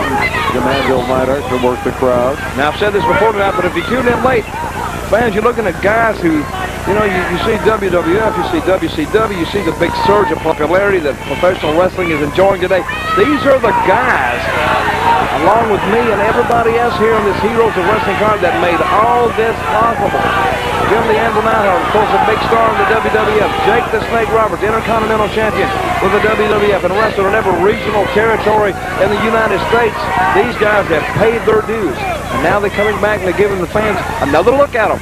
And I think it's great. The Heroes of Wrestling, big debut here tonight, here in Biloxi, Gulfport, Mississippi, here at Bay St. Louis at Casino Magic. And I think it's a great night, an historical night. And I've said that, I may have said that too many times, but it is an historical night if you're a dyed-in-the-wool wrestling fan. Well, they certainly built the foundation. We finally have begun after the big build-up. Neidhart and Roberts, and Jake the Snake throws down the Anvil. That snake is ominous in the corner right behind How Anvil. big is that snake? 14 feet. How do you know? That's what they told me. It's written down right in front of us. Oh. There is 14 feet in that bag. I thought you may have got down like measured it. No, I'm not getting that close to the snake. You know, because I know how accurate you like to be. Right? I want to be accurate, but I'm not getting close to that thing. Okay, Jim the Anvil Neidhart backing off right then because Jake backed up right over the snake. And you said it didn't bother Neidhart, but he didn't spend any extra time over there in that corner. And the people, I think, they want to see that. They want to see Damien make a big appearance here. Oh, there he God, is. Look at that reptile in there. They lock up, as Gordon Soley, the Dean of Wrestling Commentators, used to say, collar and elbow. Right to the midsection goes the Anvil, and he pokes him in the eye, and then on top of the head. And another chop. Sort of working over Jake right now. Damien making some, you know, that opening's open there. That snake could get out. It's going to get out. Yeah, well, I'm telling you, that damn thing gets out, I'm gone. He comes slithering over here. You know, you'll be doing it by yourself, Randy. I have a healthy respect for concrete, metal, and snakes. That's another thing I left out a while ago. Okay, the Anvil Neidhart taking advantage of Jake the Snake now. Again, here's where that strength comes into play. He's just so strong, the Anvil, holding onto that arm, and you can see that Jake the Snake is worse for wear. He can break your arm with that kind of shot, Dan Anvil. And I'll tell you, that Jake's been through some wars. He has been through some wars. He might have some help, though, with that python 14 feet ominously in the corner right behind him. With the crowd getting behind him.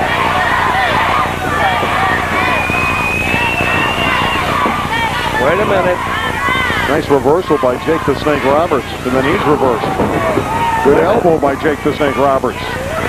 Wait a minute, going for that DDT. Now that shows a healthy respect for Jake's signature move, the DDT. Wait a minute, that snake is out. I'm gone. Wait a minute, that snake is getting out. Where is that snake? That snake is moving. Hadn't gone very far yet. The DDT just stands simply for the end. He's walking over there. Neidhart is walking over there toward that. Anvil's glancing at you. Dutch and Anvil about ready to go at it. Dutch, relax. You don't want to get mixed up. This guy's still... Wait a minute, he's halfway out. What the heck? Get that snake back in there before he just runs rapid. You don't like snakes? Oh, I love them. Yeah, hey, wait a minute. I think Lou Albano, the commissioner, should come out here and sort of enact some of his newly appointed duties here and put that snake back in that bag. Wait a minute. Yeah, I believe the Fostone lawyers do not believe from a legal... He's bringing it out right now. Oh, my God! I'm out of here. Wait a minute. Look at the size of that thing. 14-foot python. He's showing it to everyone, and the anvil's out of here. The anvil's out of sight. He's gotten out of harm's way, and the fans love the snake. Look at the size of that thing. Look at where the anvil is. He's about ready to leave and go up the ramp. Well, I don't blame him. Well, Jake the Snake right now having a bit of a good time, I would say, with Damien out of the bag.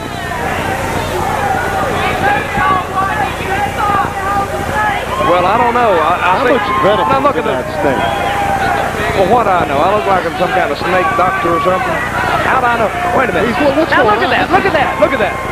Vile. That man is vile. Look at the boots. Look, do you notice the boots he's got on? Well, that man he had to kill a snake to get the boots. And I bet Damien doesn't know he killed one of them. Oh, stop it. A snake shed, so he got boots. It's big enough to have enough shed to have boots. Randy, Here comes... wait a minute. King Kong Bundy. What's he doing out Wait here? a minute. The snake is out. The referee is out. Everybody's out. Now King Kong Bundy joining in here. What the... Wait a minute. Now this is going to get interesting now. Wait a minute. What's King Kong Bundy doing here? He's in the next match, the 1,000-pound war with the former Yokozuna. Wait a minute. He's saying he's going to talk to Neidhart. Wait a minute. They got some kind of conversation going over there. Wait a minute. They're commiserating. I know they don't like snakes. That's for sure. Who does? Wait a minute. Now, 2-on-1, maybe. Anvil's back in the ring from behind. He got it from behind. Yeah, and the referee got in the way, too. The referee got a little bit of that. Now we got an extra, an added element out here. King Kong Bundy. You know, he can't be just a regular-sized guy. He's got to be King Kong Bundy coming out. He's a walking condominium. The walking what? Walking condominium. Oh, I thought you said something else. Right? Get your mind in the right place. Okay. King Kong Bundy standing out. And obviously, his diversion bothered Roberts, and that's why the snake's down. Well, where did the snake go? Did the snake go back in his little... Is he back in his bag now? Yeah, he's back in the bag. He's back in the very bag. safe place. Yeah, but Bundy acted as a diversion. Neidhart rolled back in there, took advantage of the snake. The human snake, not the reptile snake, took advantage of Jake the Snake Roberts. And this match here has Where's the Neidhart? It's been a little bit, got a little bit of suspense behind it right now. Now the Anvil has the Snake Roberts Wait a minute, in a headlock. It looks like Bundy's getting a little bit, he's getting a little bit closer to that snake. Watch it, Bundy. You know, you're looking at his... He's talking on the side. You get the feeling, what's he doing with the snake? King Kong Bundy's playing with the snake, slapping the snake around. And he's agitating that snake. Why would you do that? You want me to go ask him? No. Why don't you go ask him? I just don't think that's a smart move to sit there and slap and hit a snake, especially when it's 14. Are you like an animal rights activist or something? No, but I still don't think that's a great idea. I bet you're a tree hugger too, aren't you? You know, listen, hey, let wrestling be wrestling, you know, and, you know, keep these social comments reached out. Wait a minute, Neidhart went to the well just a little bit. Jake calling for the DDT as his signature move to call for. Wait a minute, Bundy is up. Bundy's up. Wait a minute, he's going for the short one. He knocks him down. Bundy is up. A short clothesline by the snake. Bundy extolling Neidhart to get up. Crowd wants the DDT. Wait a minute. Snake saying he's number one. He hits Bundy. Another knee in the back. Now Neidhart, they got Jake down.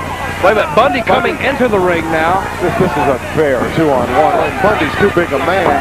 Fans here are up in arms over all this. Bundy kicking Jake the Snake. Neidhart kicking him. Well, that'll teach Jake to bring a reptile to the ring. You know, he's got by with it for years and years and years and years. And to me, I think it's finally somebody put a stop to it. They finally taught this man a lesson that wrestling is for athletes, not animals. Wait a minute. Former Yokozuna. Wait a minute, we got another guy coming. Look, Yokozuna coming down to the ring now. It better not be 3-on-1.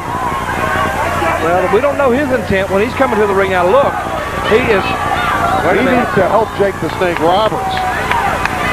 It's a 650 pounds, enough girth to move the earth. Wait a minute, both men have backed up now. And he's talking and he's showing what he thinks of King Kong Bundy. We're supposed to have them in the next match. What's going on here? Are they going to start their match right now? Wait a minute. You see what the referees... Everybody's standing around. That's like a... Well, King Kong Bundy and the former Yokozuna are going at it. Wait a minute. Well, I guess the 1,000-pound war... No, wait a minute. Neidhart's back in it now. This is more like a 1,500-pound war. I hope this ring can hold these guys. Neidhart over 300. Bundy 450. How much is Yokozuna? 650. They're quivering in L.A. and San Francisco, thinking there could be aftershocks, another big earthquake with that much tonnage out there. He's laying in on him. Wait a minute, Jake's still on the outside. They announced it's a tag team, and suddenly a tag team match. Okay, they just turned it into a tag team. Hey, can the referee do that on his own accord? Can he just... Wait a minute, we got a big match here. Neidhart on King Kong Bundy. This is crazy. So the 1,000-pound war has developed early. Jake Snake Roberts is right in the middle of it. Jake the Snake outside the ring. Looks like he's holding his ribs. But wait a minute, is that another Bundy out there? Wait a minute, who is that guy? There's another Bundy look-alike. It looks like a little mini-me Bundy out there. Wait a minute, but he must be... Maybe it's his kid. Yeah, I don't know who this guy is. You know, he is the baby Bundy. We had Abdullah come out here with a new face. We got this guy. We don't even know who this guy is, but you know, a lot of people speaking up here tonight. We don't even know who they are, but this guy here, he looks like he belongs in the corner of King Kong Bundy and Jim the Anvil Neidhart. So there's the team that's together. Yokozuna, former Yokozuna, and Jake the Snake Roberts, who's staggered. He's about to go down. Well, I hope Jake doesn't go to the crap table tonight. He looks in get over there. He looks in bad shape right now. Wait a minute, Neidhart trying to go after him, but I've got him. Okay, if they've turned this into a tag, if they've turned this into a six-man Anvil, he's biting him. Well, if they've turned this into a tag team match, they need to take advantage of the weakened condition of Jake the Snake. Neidhart working on him outside that ring. Now we see Yokozuna and King Kong Bundy both on the outside here. The heroes of wrestling, first ever pay-per-view here from base St. Louis, Mississippi at the Casino Magic. A great show. Legends galore tonight. Jake the Snake, Abdullah the Butcher, King Kong Bundy, Yokozuna, Marty Jannetty, Stan Lane, Tully Blanchard. Another violent Jimmy Superfly Snuka. Roberts. Lots of people have been here tonight, and I think what a great inaugural event this has been. Those chairs have been utilized in just about every match, and the Anvil's going to use two of them at the same time. He's got two chairs now. They hit him right over the head again. Oh! He rocked him. Down goes Roberts. He rocked him. Neidhart is very pleased over his handiwork, and he should be pleased. Because, well, the Bundy look-alike liked it.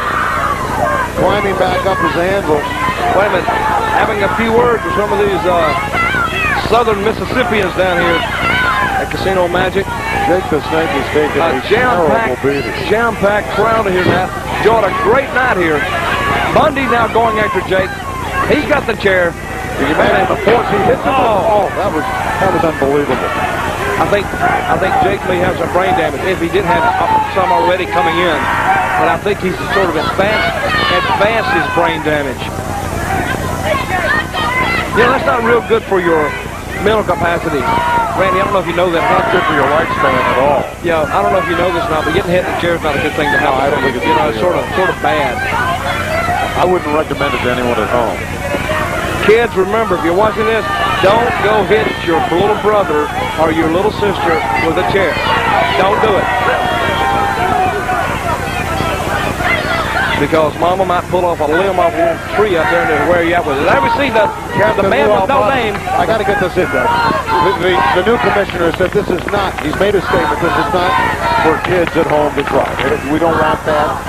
This has gotten out of control. We've seen a lot of things tonight, and the commissioner knows he wants none of this to be tried by children. Okay, Neidhart right now taking it to Jake the Snake. Jake the Snake, since they got the drop on him, has sort of been on the receiving end of all this punishment that Neidhart and King Kong Bundy have been dishing out. They're kicking the daylights out of Jake the Snake. Yokozuna, former Yokozuna, just helpless in the corner because count, Ralph, count. The tag. Count. One. Nope, not enough. Bundy didn't pin him for the count. Of course, Bundy loves the 5 count. Ooh, that flying elbow. Yeah, but I think he settled tonight for just a 3. Wait a minute, the foot is on the rope. It is on the rope.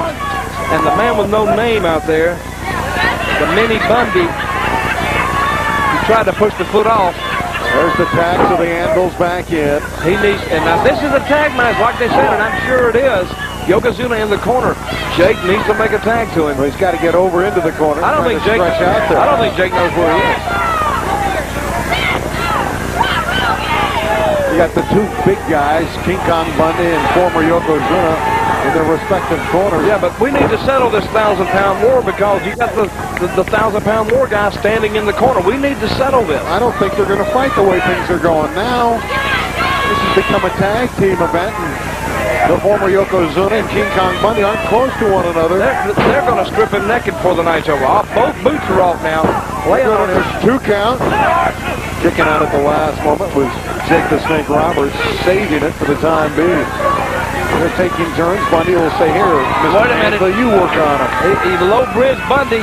He low-bridge. Wait a minute. Now down below. As if it can, man. Finally, the former Yokozuna's did a great job by the Snake.